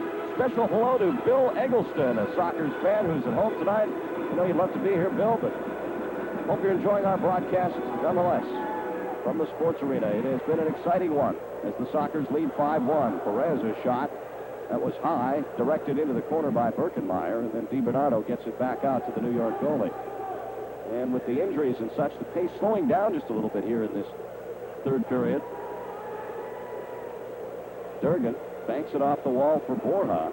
Now up for Moyers, but Namdar will intercept that. Nice bank pass by Perez for Coker. And if he'd have saw that coming, I think, and had a jump on DiBernardo, he'd have a chance on a breakaway there on a beautifully played wall pass.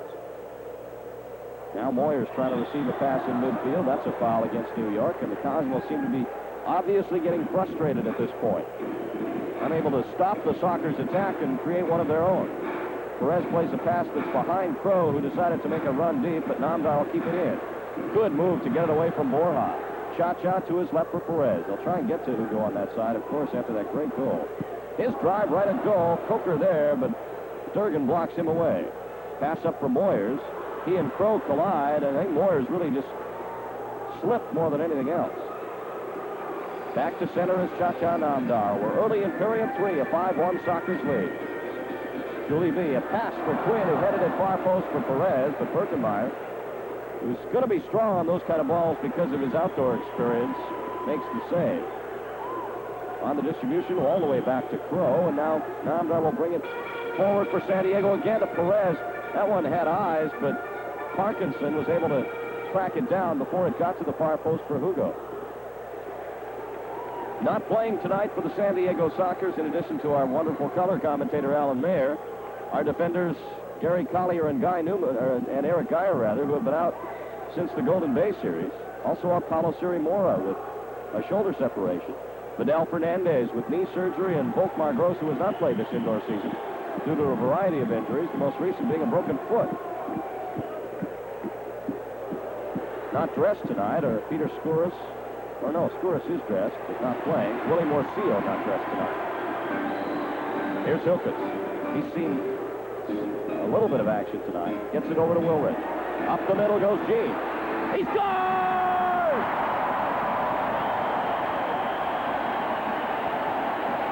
Gene Willis just having a tremendous championship season, playoff here. He takes it across the key and puts in a nice hard shot past the sliding Hubert Birkenmeyer there. When Gene Willis gets that close in, you know the ball is going to go in the back of the net because he's been just a tremendous and consistently great player for the San Diego Sockers. 10:17 to go here in the third period on the Video Library scoreboard. Now the Sockers 6, New York 1.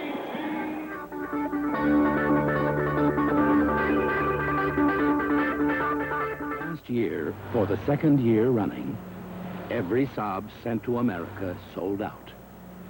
Once again, there weren't enough Saabs to go around. Once again, Saab dealers had to turn away customers. So this year, reserve your Saab early. History has a way of repeating itself. See the new 84 Saabs at Spence Motorsports, San Diego Saab, 1276 University. That's the way it should be. He's been incredible. I think you can take anybody else out of our lineup. You take Hughes out.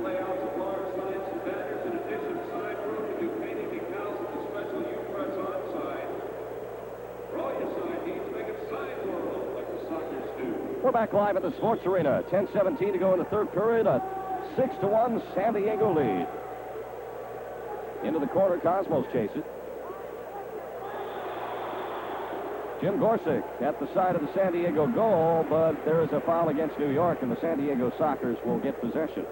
The last Sockers goal, Gene Wilrich, after he scored 25 in the regular season, gets his 6th of the playoffs from Hilkus at 4:43. Wilrich has just had a super postseason. As Donnelly plays some games with Moyers, finally gets it to Gorsuch. Cosmos get possession back. Borja trying to feed Moyers, but Wilrich right there at the red line steals and sends it into the zone, but New York will track this down again, and we can't emphasize enough how this whole San Diego team has rallied around the defensive injuries to Geyer and Collier particularly. Everybody getting back, even Julie V playing some big D in this series against New York, and it's just been most inspiring, and I think is doing a lot for the morale of this team overall. Here's V racing down the right wing, but Birkenmeyer will get there first for New York, and the Cosmo goalie plays it on for DeMatteis. Still waiting to see Vujovic from New York, their big midfielder forward, but he has not played a shift in this game so far. On the bench, though, and dressed. At the left point, it is Wilrich. Over to Donnelly, and he just missed the pass. Banks it for Dana. Off the post it comes, and back out to center. Dana missing by inches as everyone behind that San Diego goal was up on their feet, anticipating another score by Dana. Here's Borja to Parkinson. His drive gets behind Gorsuch, but comes out. Moyer's shot just wide as Gorsuch was blocked out by Borja. Now Dana plays it up the left side. Right side, rather, for Quinn, but Kozic got that. Up for Borja. Newman comes on to help on defense. Borja will go wide left and shoot, but it's blocked. The rebound in front. Moyers brought down at the edge of the box, and they'll give a foul. And Borja claiming there should be a penalty kick. Well, the Cosmos are claiming that Guy Newman brought Steve Moyers down inside the box, and yes, indeed, they did bring him down inside the box, which actually should be a penalty kick against the Sockers. Referee was right on the spot and saw it a little differently than what we see up here. Borja flipping it high out for Kozic. His left foot volley wide, and Dana finesses it back into midfield. Rudy DeMatteis for New York. Up for Parkinson. He's forced off the ball. Now they get it to the left side for Moyers. Newman on a hard tackle, and that sends Moyers flying. They get it to center for Dana. He's got V ahead. Dana down the wing. In came Marcantonio, got caught up with Dana's feet, and now steals it from him. They'll give a foul against New York as Dana goes down. On the restart to Crow. Kevin shoots it high and wide. Rebound down to Parkinson. Crow will get another chance. To the right for Quinn. Off the wall. Nobody trailing on that left point. Crow will go in against Terlecki. And the New York player will come up with possession. Cross the line to center. Nice pass up for Parkinson. He digs it out of the corner. Out to Borja. 7:25 to go in the third period. 6-1, Sockers leading. Borja's shot goes off the top of the glass, and it'll be goal kick. 7:22 to go here in the third period on the Video Library scoreboard. Sockers lead the Cosmos here in game 2, 6-1.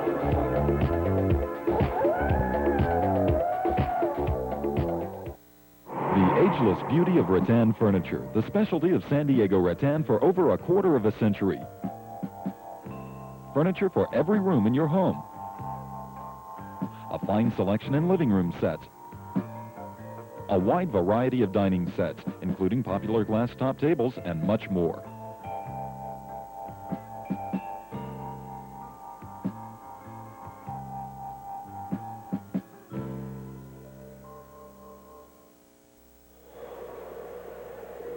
On the corner kick, Terlecki to the right side for Durgan. His drive handled by Gorsuch. Then Newman gets a toe on it, attempting to clear it. Addy Coker banks it off the wall, trying to hit Quinn, who I think he knew was cutting through the middle. Didn't get far enough. Terlecki takes a shot from way out. That's wide. Now Gray into the corner against Crow. It comes out. Blocked by Newman. Brian Quinn out of his own zone to center for San Diego. A backheel pass for Coker, and Addy will wait for a change as Wilrich comes on now for Quinn. Hugo Perez, who got the Sockers' first goal. A nice pass through for Crow. Kevin up the wing to Wilrich. Back for Crow. It's out. It's off the post and back out again. Here's Newman. Making a move on DiBernardo, tackled by Jerry Gray, who's going off as Newman's down and hurt. Guy Newman went catapulting over Jerry Gray as he tried to cut toward goal, and Guy drags himself up. Guy, as you know, is a very physical player here, and Gary Gray just went bluntly right into Guy Newman and just tripped him up in the top of the box. Actually, referee could have given him a yellow card on that if they wanted to. 6:25 to go here in the third period on the Video Library scoreboard. Sockers 6, Cosmos 1.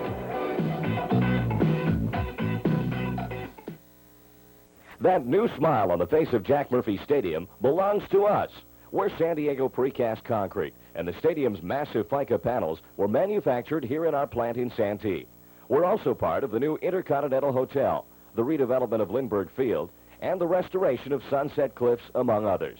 And San Diego Precast isn't involved in these projects because we're the only precast concrete manufacturer in the county. We're there because we're the best. San Diego Precast Concrete, where quality comes first. Sockers power play. Gray off for tripping at 8:35. Julie B on the power play. Tries to feed Hilkus, and that's cleared downfield. Gorsick was all the way up on the power play, and he tries to get it to center now and does for Wilrich. Wilrich right up the middle.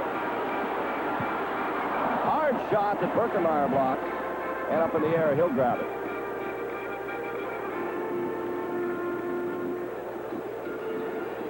Again, Randy, you're going to see the Cosmo defense here playing in a square, in a box, and their two front players play really wide. They give Julie B a lot of room, in my opinion, too much room in the middle of the field. Sockers are on a power play for another minute 23. Coker's shot deflects wide. The rebound comes back out to Wilrich. He'll center it for B. He's got Hilkus at his left. Makes his move. Plays it to Wilrich. Over to Hilkus. His left footer goes way wide to the boards. And to the end wall, Birkenmeyer has it. Hope you're enjoying our live simulcast of NASL Indoor Championship Series action here on KOGO News Radio and KUN Fox Cable. Channel 21. In San Diego as Hilkus gets brought down by Borja, and we are going to have a free kick San Diego. They called a foul against Hilkus on that. Hilkus went for the ball, and I don't know how the referee saw that call, but he called it against Hilkus. That is amazing. Kozic to Terlecki. Cosmo's a man short for another 45 seconds. That may have had something to do with the way that foul went. There's Terlecki trying to work it out of midfield. Dana got a foot on it. Nearly went back to Dana, but Kozic will get possession. Back for Birkenmeyer with 30 seconds in the man advantage unit. His kick goes out of play into the timekeeper's box, and that'll be a kick in soccer, so they'll get another good chance to rally here on the power play. They lead 6-1. It was 5-1 at the half. Wilrich has the only goal of the second half thus far. Julie B. All-time leading Sockers indoor scorer. A pass over to Hilkus. Coker scores!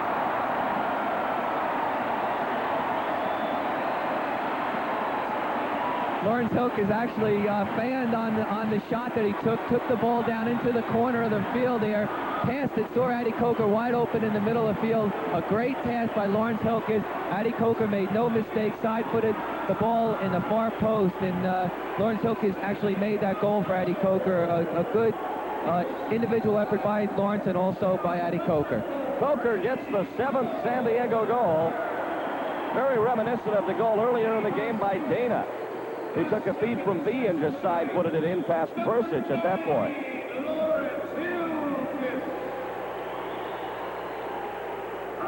And what a rout Game 2 has turned into. 7-1. The Sockers leading as Coker gets the power play goal with only 3 seconds left in the man advantage. His 4th playoff goal from Hilkes at 10:22. And now we have a foul down in the San Diego end. There were actually 13 seconds left in the power play. A Cosmo free kick to the left edge of the penalty area with 4:27 to go in the 3rd period. Moyer's shot goes wide off the wall. And it's played back by Donnelly to Gorsuch. This is Hugo Perez down the left wing. That's broken up, but Namdar will collect it. Comley plays it back for Donnelly as Moyer comes charging in, trying to pressure down at the other end. But it's not working tonight. Namdar for Perez. Hugo held by DiBernardo, and they give no foul. Now Quinn to Namdar, back to the middle for Donnelly. Sockers working it around. Up front are Perez and B.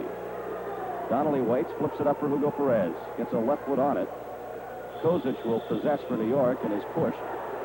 They give the foul. That was kind of a weak little push, and they gave a free kick to New York. I think Hugo just touched his uniform. But I think with the score being what it is, these officials may be more inclined to be a little harder on the Sockers, although it isn't supposed to be that way. Sometimes the way it goes. You start to feel sorry for the other team when they're down this low. DiBernardo to Gray, who leaves it for DeMatteis. DiBernardo will chase it, play it off the wall, and Perez will collect it for San Diego. His pass to Namdar. Cha-Cha has a break. DiBernardo does a good job, and it comes off of him out of play. Birkenmeyer with a good effort there to block out the breakaway chance for Cha-Cha. Birkenmeyer, the experienced goalkeeper he is, came off his line very, very fast. He saw some danger there by Cha-Cha Namdar. Cha-Cha is a very speedy player. Birkenmeyer came out and made a nice save. The key to that is knowing when to leave, I guess. Yeah, knowing the key is where the ball is on the player's foot and knowing when to go. You can't go with the ball on the player's foot. This is Quinn. Left wing ball for Crow. It's a weak shot. Comes off the wall to the feet of Parkinson. He'll send it up the left wing for Moyers. He tried to lay it down for Kozic, but fed it right to Crow. Here's V trying to lob it over DiBernardo. But Angelo wasn't going to be fooled. Now Crow starts out again from center with 2:45 to go in the 3rd period. Big crowd on hand here at the Sports Arena in what could be the final home game for the Sockers this indoor season. They look to be in great position to take a 2-0 lead with them back to New York. Good pass to Crow. It's bouncing. He hits it high. The rebound down to V. His drive blocked by Kozic. Julie again for Skouras. Off the wall and right to Moyers as Peter Skouras gets his first shift of the game. Moyers now to center. Goes by Perez into the corner for DiBernardo, but O'Kane keeps it away from Borja and leaves it for Gorsuch. Distribution by Jimmy a little off the mark. Skouras then comes in and they call a handball. Well, the Cosmos are really struggling this quarter, Randy. They haven't really put a string of passes together any more than 1 or 2 times, and virtually have had a non-existent offense. And unless they get things sorted out real quick here, they're going to be out of this game. 7-1 is a big rout already. Parkinson, far post for Moyers. It'll come out of the corner.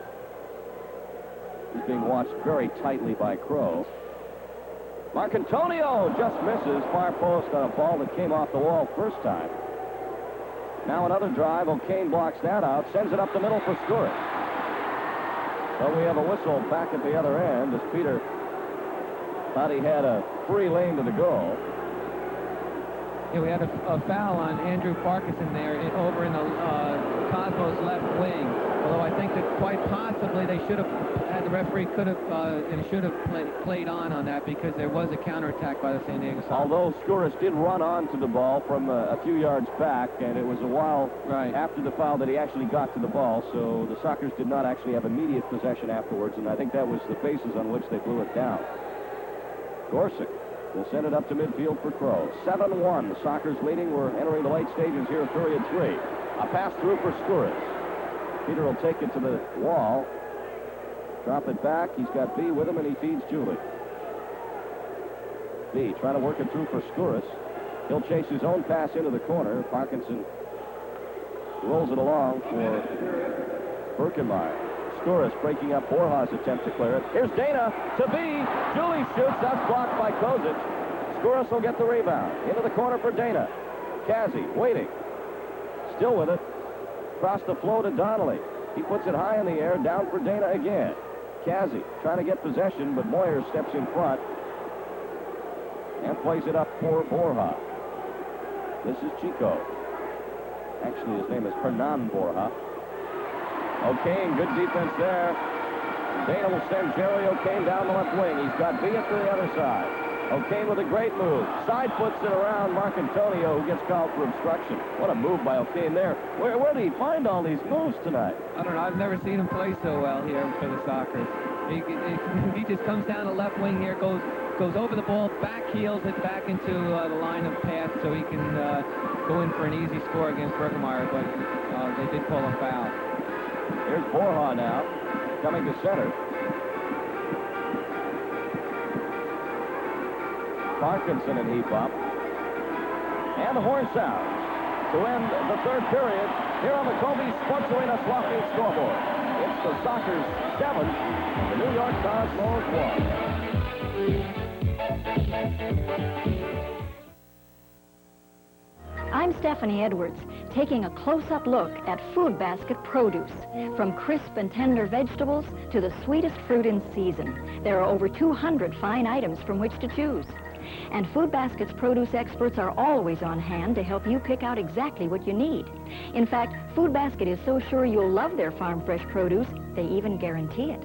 So if you're someone who takes a good close look at the produce you buy, you'll discover more than lower prices at Food Basket.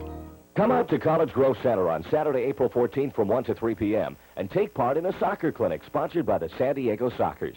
Kaz Dana, Cha-Cha Namdar, Gene Wilrich, and Gary Collier will all be on hand answering questions, demonstrating techniques, and signing autographs.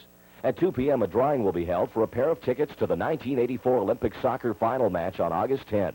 Pick up your entry blank from any College Grove Center merchant. One entry per person, no purchase required. College Grove Center at Highway 94 and College Avenue. It isn't easy to buy a Saab.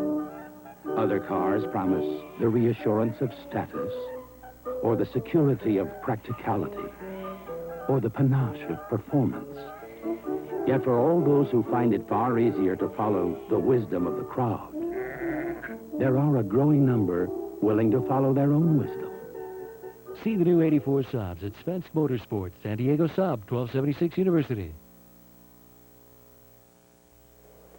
We're back at the Sports Arena in San Diego here on our simulcast on KOGO News Radio and Cox Cable Channel 21. It's 7-1. The Sockers leading the New York Cosmos. Very happy to have with us up here in the broadcast booth Marty Youngman, the manager of pay-per-view on Cox Cable. Marty, we have our listeners on KOGO listening as well. I want to ask you about the survey that is going to take place after this game tonight. Some of the viewers and listeners on KOGO may receive a phone call in the next couple of days. There's basically three things, Randy, that we're looking for. We want to know, number one, how many people knew that we were televising the game. Number two, how many people actually watched the game. And most importantly, how many people are actually interested in purchasing a number of games, indoor soccer games, next season. Marty, based on this game tonight and the excitement that has been generated by the Sockers here in this building, you have to think that anybody who was here or who's watching is going to want to be a part of this. I've felt that way for 2 years, Randy, that basically this is a very exciting TV sport. And it's certainly one of the most exciting news sports to come around, and it's perfect for television. Well, we're glad to be involved with Cox Cable and, of course, KOGO, our listeners there as well. And we wish you the best of luck in the survey and hope to be involved with Cox next year. Well, we hope to bring a whole bunch of the indoor soccer games for next season. Marty Youngman, pay-per-view manager of Cox Cable. Thanks to Marty, we will be back with fourth period action right after this. The Truck Trader, where more than 1,000 vehicles are pictured every week. Work trucks, sport trucks, vans, RVs, motorcycles, and a special section for boats. The Truck Trader costs just 50 cents. And a new issue is available every Thursday at participating 7-Eleven stores, Leficchio's, U-Totems, and other convenience stores. Over 500 locations in San Diego County.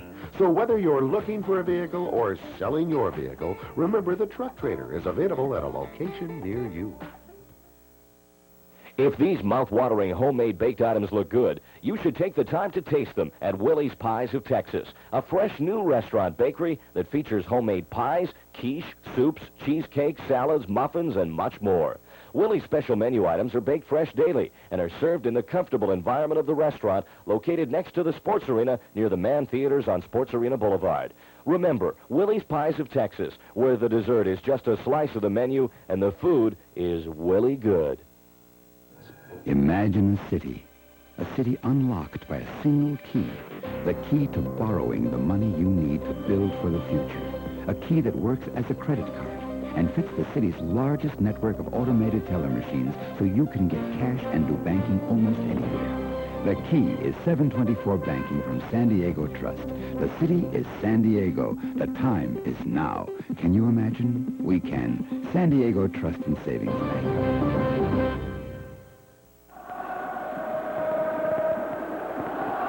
Well, the fans here at the sports arena have started that Sockers chant. It was last year in the MISL finals that it first began, and they picked it up here again tonight, Alan Mayer, and it really sends a chill down the spine. Yes, indeed, and it really helps the players to know that they have such great fans behind them. Sockers lead 7-1. We're now live into fourth period action here in Game 2. And if the Sockers can hang on, as it seems they will, they'll go to New York with a 2-0 lead in the best of 5 with 2 chances to win it there. But as we well remember, Alan, that was the story last year against Baltimore, and we found a 5th game necessary. Yes, against Baltimore Blast, the Sockers really destroyed them here in the sports arena, 6-0, 7-0. Went to Baltimore, and it was a different story. But I think it's a different story because Baltimore is a very tough team at home with their strong fans there.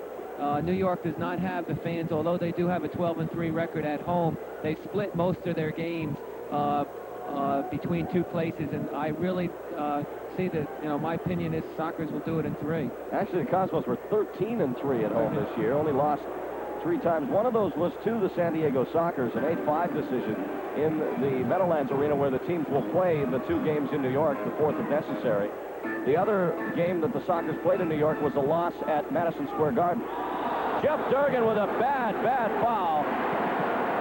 A 2-minute penalty. He knew he made that one, and he'll go off without argument.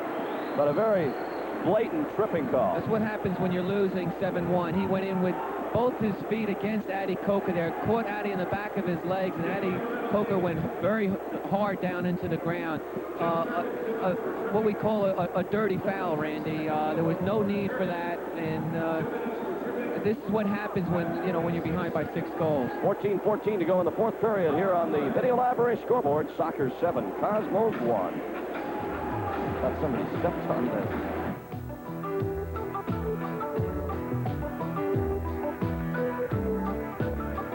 What would happen if you took cars right off the showroom floor and raced them? No souped-up engines, no customized bodies. On June 20th, 1980, such a race took place. For once, a realistic test of performance between cars you can actually own. And guess what finished first? Ahead of 2 Porsches and 10 other sports cars. A roomy, dependable Saab turbo sedan. See the new 1983 Saabs at Svenska Motorsports, San Diego Saab, 1276 University Avenue. We're back with the Sockers leading 7-1 and on a power play with Jeff Durgan off for tripping at 46 seconds. On the penalty killing unit for New York. Now we have a 2-minute penalty to Brian Quinn.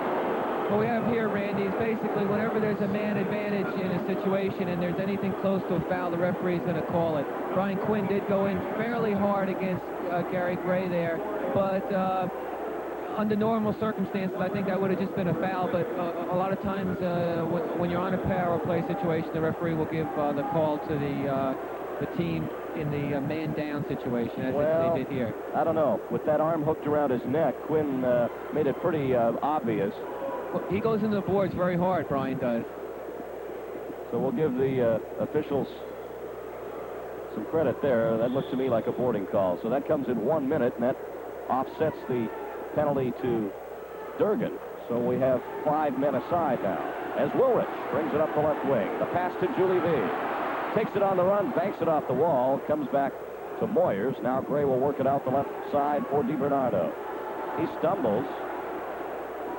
Moves toward goal. Cuts it across for Terlecki. Now Gray with a drive. That comes off the glass high. Rebound down to Moyers. To his right for DiBernardo. Following him in the corner is Crow. DiBernardo goes down and they get the foul against Crow. And a New York free kick. Played back out to Terlecki. Jerry Gray at the left side, now to the high slot for Steve Moyers. DiBernardo overlaps behind Moyers. Now tries to put it through the legs of V and can't. Julie racing to get to it and does. V down the right side, and they blow it down. A foul against New York, and V was on a breakaway. How do you do that? Why do you whistle that down? Well, Julie V is very, very fast, and he actually caught DiBernardo from the behind there, and the referee just did not give the advantage call. Here's Wilrich. Where is it? It's in Birkenmeyer's legs. He's got it. Well, the referee made up for that good call on Quinn's penalty right there. And then Wilrich following it up with a shot that bounced around off Birkenmeyer. He finally was able to trap it. Steve Moyers for New York. They trail 7-1 here in Game 2 of the championship series. Sockers won the first game 5-2 here on Thursday night. Into the corner for Moyers. 15 seconds in the penalty. With 15 seconds in the New York penalty, and then they'll have a power play for 14 seconds. O'Kane lobbing it to the red line, kept back in by Marcantonio. Now Jerry Gray as the Cosmos are on the power play. Durgan comes onto the field. This is Marcantonio over the slot. To Gray. Now to Durgan. He plays it into the corner, comes back out. Durgan had a chance, missed it, and Quinn comes out as that penalty expires. We're back at even strength. Jerry Gray wide on Coker. Side of the goal, O'Kane will bank this into the seats. So it's still a 7-1 score with 11:50 to go here in the fourth period. And we want to remind you to stay by for the post-game show, both here on KOGO and on Cox Cable. We'll go down to the field and talk to one of tonight's stars about this game. Chico Borja getting set to put it into play for New York. Ron Newman looking very dapper tonight in a tuxedo, along with assistant coach Johan Arnio. And they've done a super job all year patching the Sockers lineup together game in and game out with all the rash of injuries. Rapid Kozic for New York. Ahead for Parkinson. Donnelly sacrifices some skin going down to make a block, and Coker will bring it out of the San Diego end. And when this score hits the wire services and televisions around the country tonight, I think there's going to be a lot of people who will write this series off as being a three-game sweep for San Diego. But, of course, nothing is a certainty, although you have to admit that the Sockers have had an easy time of it tonight. A kick-in coming up for Jerry O'Kane, who has had a fabulous game for the Sockers. Played in for Coker. Addy's grabbed by Marcantonio, and they will give a foul. And the referee Ortiz comes in to say something to Marcantonio. O'Kane over to Brian Quinn. Now to Coker. Quinn chases it. Here's Coker. And Birkenmeyer makes the save. Back for Perez. Score!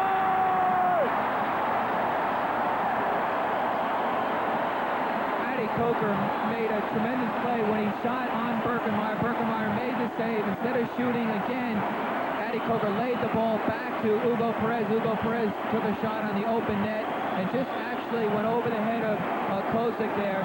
But Perez saw the opportunity and put it in the back of the net. Great movement by Perez to come across, and with his left foot, he puts it in.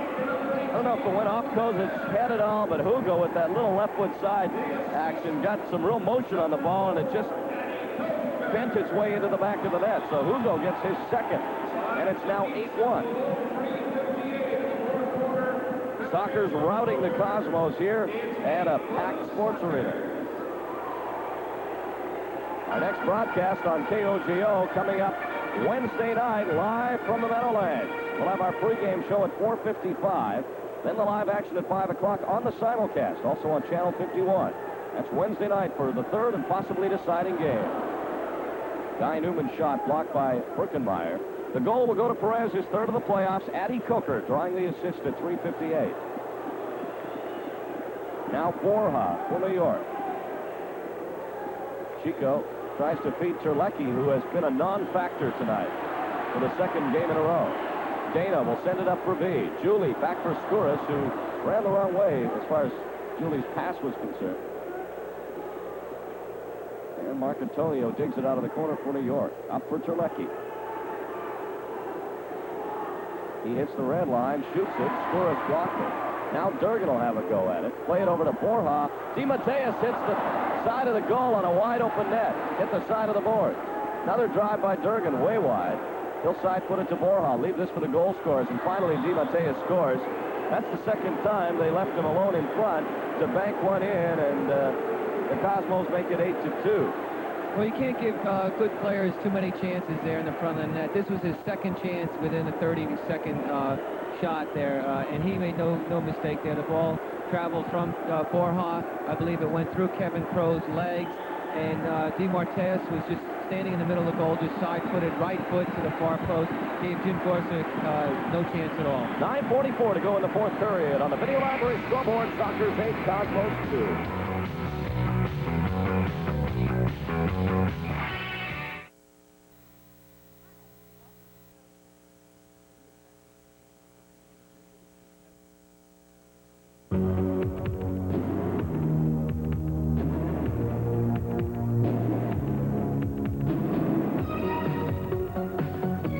We're the other guys, United Yellow Pages, and proud of it. You already use our book, San Diego. We're the other local book. You know the bright yellow book with the big walking fingers. We're the other guys, United Yellow Pages, and proud of it.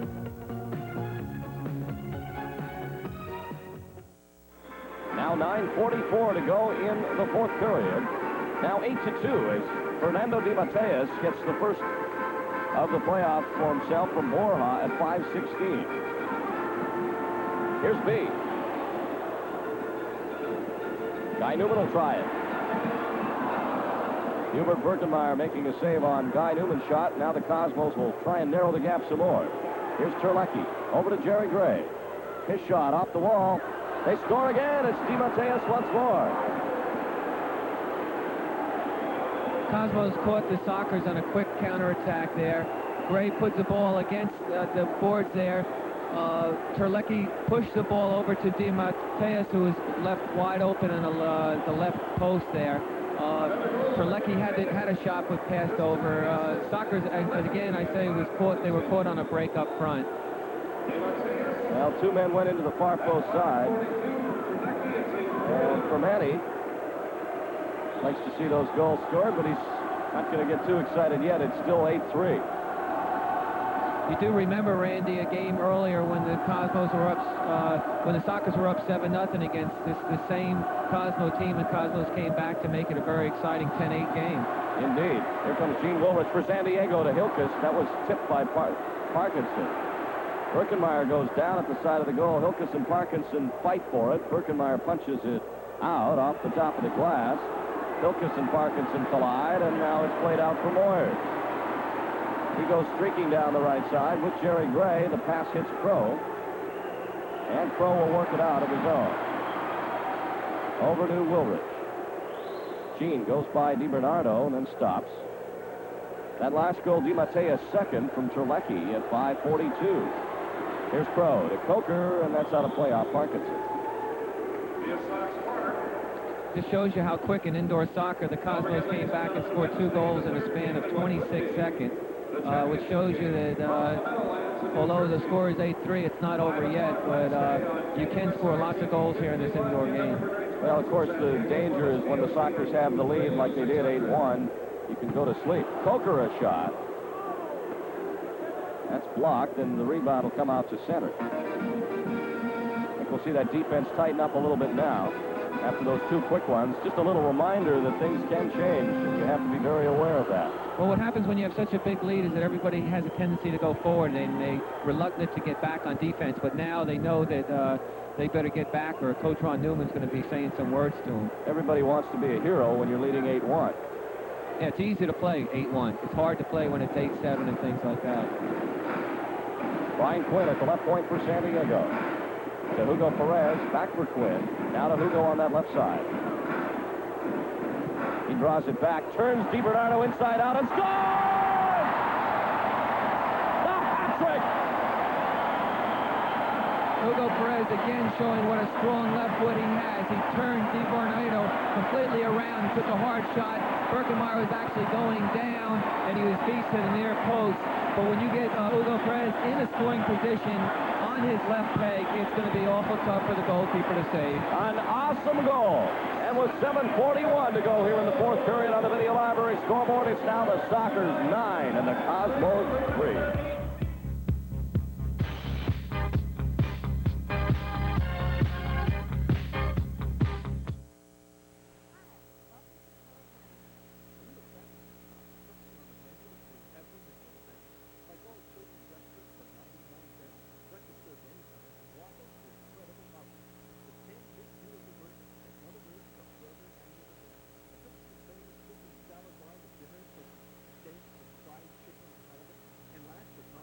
Those incredible cakes, 17 mouth-watering choices.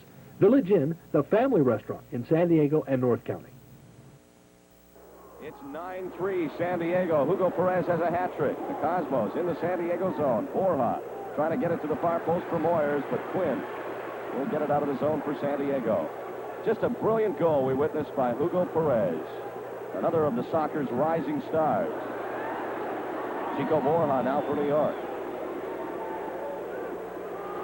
Martin Donnelly will steal it from Chico Borja in the San Diego zone. A giveaway, though. Moyers nearly got a break in on goal, but Namdar, the last man back, stopped it. Now Quinn is brought down, but they will not whistle it as it rolls deep into the New York zone. That last goal, Perez, third of the night, fourth of the playoffs, from Quinn at 7:19, as Quinn is brought down rather viciously by Borja, who gave him a right forearm in the back, and the referee who claimed he saw the whole thing did not blow a whistle. Here's Borja with a shot that goes to the seats. Ron Newman signaling for a timeout. He will take it. So a 60-second break by the Sockers here with 6:10 to go in the fourth period. And they've announced the attendance, 12,696. Just a couple hundred short of a sellout. And the Sockers all come out onto the field to salute their fans.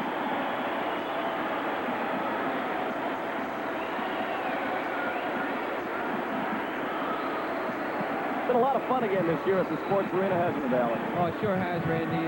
The people that come here to the Sports Arena are very enthusiastic and get involved heavily in the game. And it's just tremendous to play in front of these people.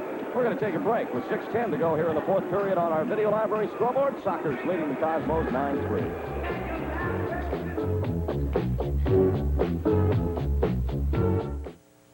Hi, welcome to the Village Inn. A real family restaurant with something on the menu to please every member of the family. Like all children's breakfast for 99 cents, breakfast served anytime from waffles to incredible omelets. The 10 big beautiful burgers from Mother Earth to Burger Magnificent. A trip to this famous soup and salad bar with dinners such as steaks and fried chicken and halibut. And last but not least, those incredible cakes. 17 mouth-watering choices. Village Inn, the family restaurant in San Diego and North County.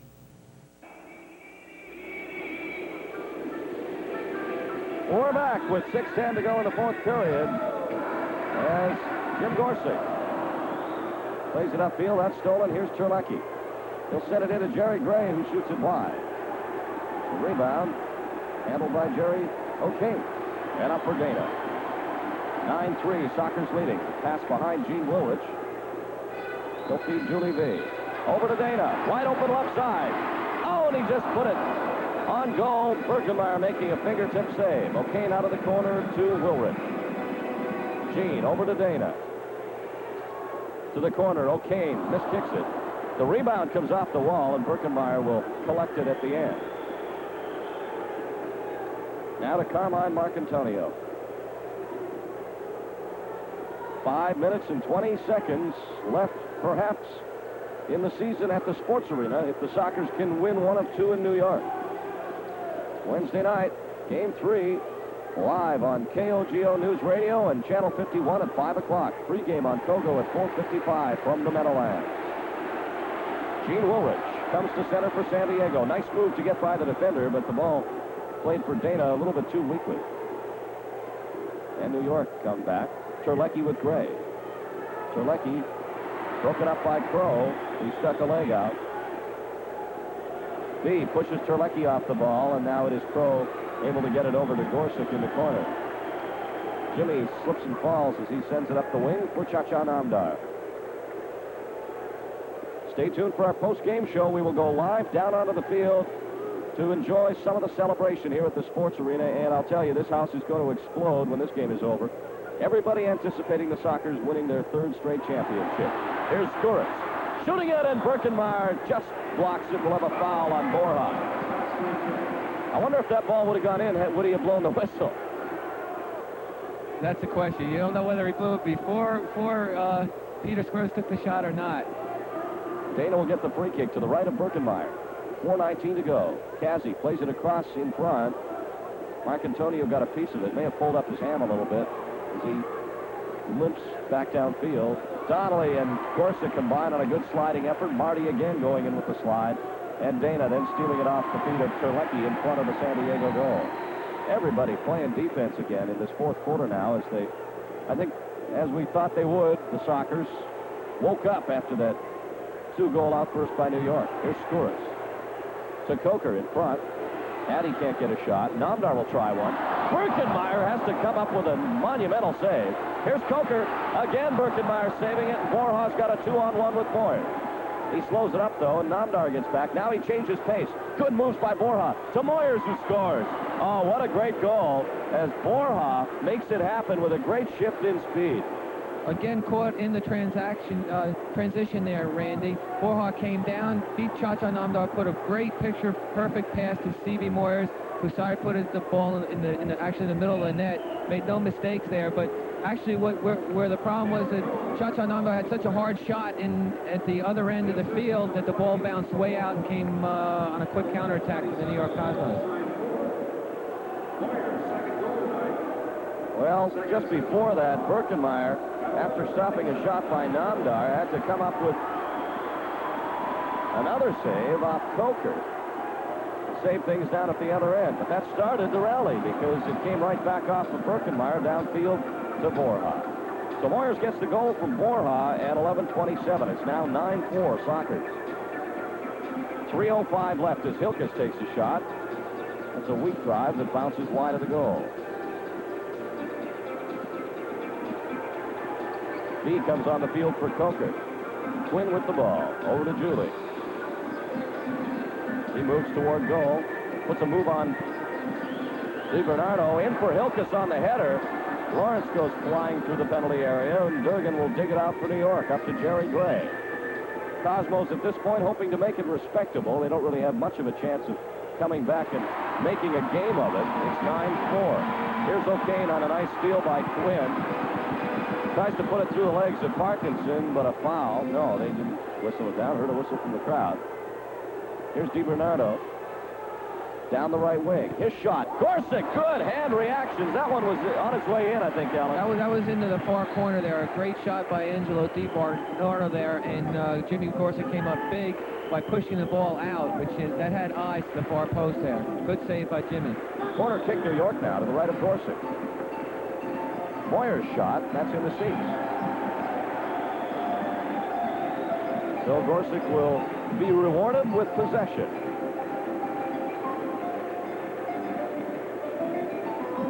.2:14 to go in regulation. Sockers with a 9-4 lead here in Game 2.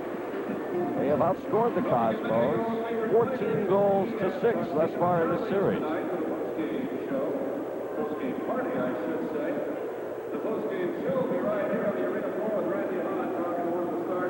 Another look at the Gorsuch save. Great save by Jimmy, extending himself out to the right-hand side and just got his right hand on there and got all hand. A lot of times what happens if you do hit it with your fingertips, the ball continues to go in the back of the net.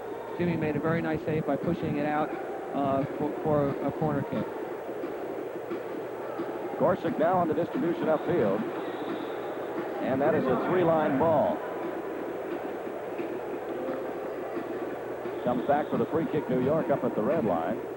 Ball has to hit a player, the field, or a wall if it's going to cross 3 lines. Otherwise, if it does so in midair, it comes back to the point across the red line for free kick. Here's V. Up for Quinn. Now Chico Borja with 1:50 to go, and Quinn came up from behind. Borja got no help from his teammates, warning him that someone was coming. Quinn over to Namdar, back for Perez. Kevin Crow at center. Back again to Gorsuch. Stay tuned for the post-game show. We'll be live down on the field, both here on KOGO and Cox. Crow trying to work it into the zone, but Borja broke that up. He gets it ahead for Terlecki. Sockers quickly hurry back on defense. Terlecki in front. Namdar missed a tackle. He'll leave it for Di Mateus. Perez will get it back for San Diego. He's got that ball on a string tonight. Plays it out to Kevin Crow. Great game for Hugo Perez. And there's a minute left. Crow to Skouras. Scores!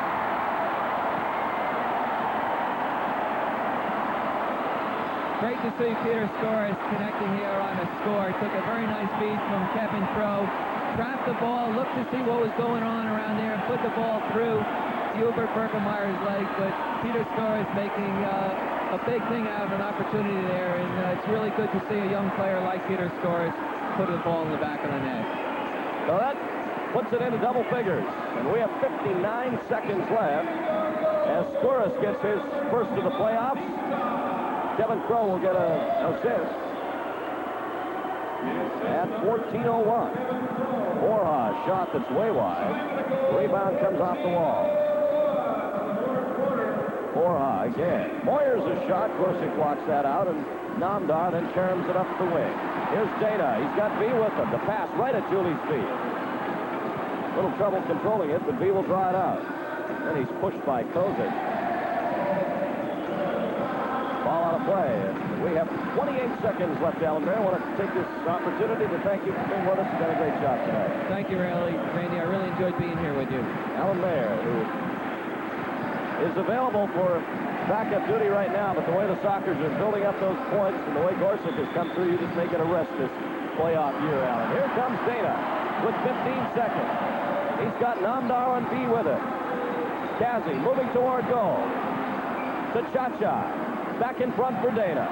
5 seconds now. Namdar, and it's kicked back. Peter Skouras with a second to go. It's over. We go to New York. The Sockers with a 2-0 lead in the best-of-5 series. The final score on the Kobe Sports Arena Swap Meet scoreboard. As we ask you to stand by for the post-game show, the Sockers defeat the New York Cosmos 10-4.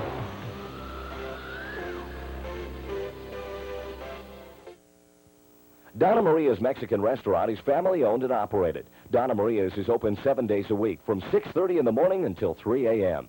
The outstanding menu includes a full-day schedule featuring breakfast, lunch, and dinner items. Enjoy the variety of food at Donna Maria's with every meal prepared using old family recipes.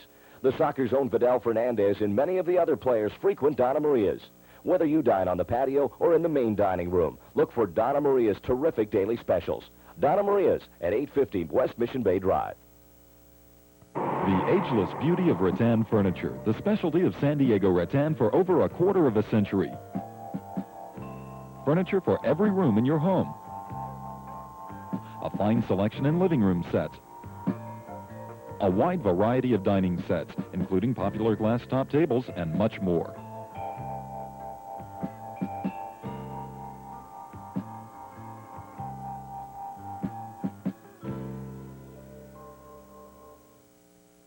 That new smile on the face of Jack Murphy Stadium belongs to us. where San Diego precast concrete and the stadium's massive FICA panels were manufactured here in our plant in Santee. We're also part of the new Intercontinental Hotel, the redevelopment of Lindbergh Field, and the restoration of Sunset Cliffs, among others. And San Diego Precast isn't involved in these projects because we're the only precast concrete manufacturer in the county. We're there because we're the best. San Diego Precast Concrete, where quality comes first. Imagine leaving the theater, your office, or even the airport and having your car waiting at the front door. It can happen to you by simply calling Monarch Limousine Service. Monarch limousines are at your disposal 24 hours a day, ready to whisk you in affordable luxury to the destination of your choice. If it's business, a night on the town, or just a shopping spree, the finest limousine service for America's finest city awaits you. Monarch Limousine, 281-8287, the driving force behind San Diego.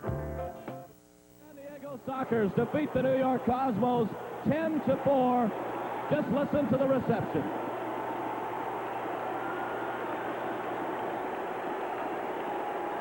And we'll be back with our post-game show live from the Sports Arena right after this. Hi, everybody. I'm Jerry Coleman, Desert Sun Stadium, Yuma, Arizona. With me, Terry Kennedy, the Padres All-Star catcher. And this year, you can watch Terry and the other Padres 40 times at home for $3 a game. That's not a bad deal. Hey, if people don't want to come to the park for some reason or another, they can sit in their favorite easy chair and watch us win a division. That's not bad at all. Cox Cable 40 times. Dial 262-1122 for information. And don't forget, it's only $3 a game. You can't beat that. Hi, welcome to the Village Inn. A real family restaurant with something on the menu to please every member of the family. Like all children's breakfast for 99 cents, breakfast served anytime from waffles to incredible omelets. The 10 big beautiful burgers from Mother Earth to Burger Magnificent. A trip to this famous soup and salad bar with dinners such as steaks and fried chicken and halibut. And last but not least, those incredible cakes. 17 mouth-watering choices. Village Inn, the family restaurant in San Diego and North County. Good evening again, everyone, and welcome live to the Sports Arena for the post-game show here on KOTO News Radio and KUSI TV Channel 51. The final score tonight, the Sockers defeat the New York Cosmos 10-4 and go to New York with a 2-game lead in this best-of-5 series. First of all, I want to bring out the head coach of the San Diego Sockers, Mr. Ron Newman. Ron, you're going back east. All you need is one win in 2 tries, but first of all, let's talk about this game. What a spectacular performance by your team against this strong New York club. Yeah, I thought, there was a lot of injuries still on the side, but everybody went out and fought like crazy men. And we want to thank all you people out there because we love you.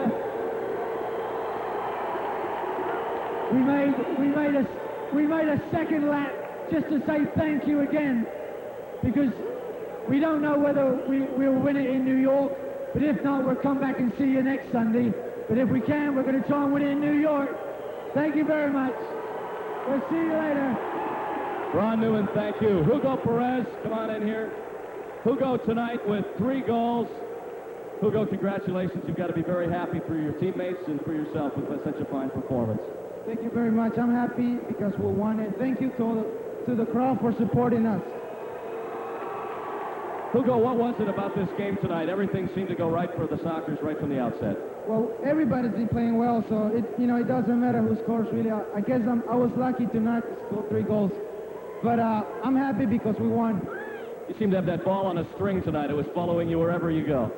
I told you, I guess it was my lucky night. Well, congratulations, Hugo. We wish you the best of luck in New York. We're looking forward to it. Thank you. Hugo Perez with a hat trick tonight. 3 goals for the San Diego Sockers. We've got Julie V here. We're going to take a break and come back with the soccer star number 22 right after this.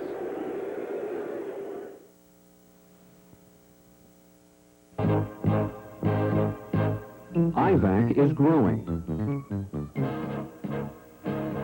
As a leader in the medical instrumentation industry, we need special people. People to help improve the quality of life. We may have a place for you in engineering, manufacturing, or marketing. The opportunities are unlimited. Let IVAC's success be yours. Chinaland Restaurant, located on Midway Drive near Rosecrans, features an outstanding menu including the best of Chinese and Cantonese-style food. Chinaland, an important part of San Diego's fine dining since 1950, continues to provide great food at reasonable family prices. Chinaland, located 2 blocks from the arena, also has a cocktail lounge featuring tasty tropical drinks. Chinaland also accepts takeout orders by calling 224-2862. Chinaland, for the finest in Cantonese dining. Welcome to our post-game show live on the carpet here at the Sports Arena tonight in front of 12,696. The Sockers won Game 2 of this NASL Best of 5 Championship Series, defeating the New York Cosmos 10-4. With us is Sockers forward Julie B., the one and only Julie B. And Julie, some thoughts on this tonight. You've got to be very happy. Yeah, I'll be very happy. Hopefully, this was a very tense game for us, and taking a 10-4, it reflects on the defense, and I think everybody played marvelous. And hopefully we take it in one shot in New York. I guess one of the dangers, Julie, when you build up a big lead like you did is the tendency for everybody to want to get forward and get involved in all the scoring. And New York came back with those 2 quick goals, but you guys quickly adapted and got right back into the hard defense again, which seems to be the key in these first 2 games, is you making up for the injuries. Well, we're missing 7 of our starters, so you have to make up with a little bit of extra running. And thanks to the crowd support, that makes all the difference for us. And that's the only way we can play. Julie, you talk about crowd support. I think if Chicago would have been in this final, you go to Chicago with a real problem there because of the huge crowds they're drawing and the big home field advantage. What about going to New York where they may not have a sellout crowd? Do you think the advantage is as much in their favor? In Chicago, we wouldn't have any problems because we could just take the arena with us, with the public. And then, and in New York, it's really they have nothing to lose. They're going to come out and try to take the game from us. So really, I don't think the crowd's going to make any difference there. Julie, it's been another year for the San Diego Sockers of great moments here at the Sports Arena, great moments on the road, lots of controversy. You threw it all together and made it a very, very appetizing product here to the San Diego fans. It still has to be a lot of fun. It is, and I thank for San Diego and the fans for supporting us. Thank you very much. Julie B., our thanks to him for being with us here on the post-game show on KOGO and on Cox Cable Channel 21. The Sockers win this one 10-4 and go to New York. And we'll be back with some final comments in our post-game show right after this. Hi, everybody. I'm Jerry Coleman, Desert Sun Stadium, Yuma, Arizona. With me, a couple of speedsters, Alan Wiggins, Gary Temple, and these guys make the Padres go. This year, you can see them 40 times on Cox Cable for just $3. Now, that's not a bad deal. Sounds good to me. I think it's a pretty good deal. Wish you guys wouldn't talk so long. But anyway, they talk with their bats and with their legs. And you can see them 40 times on Cox Cable for only $3. Call 262-1122. It'll be the best bargain you ever had. If your car is jerking, jumping, slipping, sliding, or shifting roughly, this could be your problem. Take it to Western Transmission before it develops into something major. Western Transmission will check out the problem for you free. Western Transmission on Lake Murray Boulevard in La Mesa, on Broadway in El Cajon, on Claremont Mesa Boulevard in Claremont, on Woodside Avenue in Santee, and downtown San Diego at 15th and Island. Western Transmission, the local transmission experts with a nationwide guarantee. Our post-game show continues live from the San Diego Sports Arena. The Sockers tonight sweeping Game 2 by a 10-4 score thanks to a hat trick by Hugo Perez and some other great performances by the likes of Brian Quinn, Gene Wilrich, Julie B., who was just our guest, Jim Gorsuch, who has just had a super playoff after a great finish to the regular season. All of it combining in just a fabulous win here tonight in front of another huge crowd at the Sports Arena. This conceivably may indeed have been the last home game for the San Diego Sockers this indoor season. It has been a remarkable year here at the Sports Arena as the populace of this city has again responded to the Sockers in a very big way. We will give you the 3 stars now. A committee got together, Dave Distel and Mark Appelin from the Los Angeles Times and Bruce Schoenfeld from the San Diego Union. Tonight's 3rd star, Cha-Cha Namdar, one of the Sockers role players and one of those people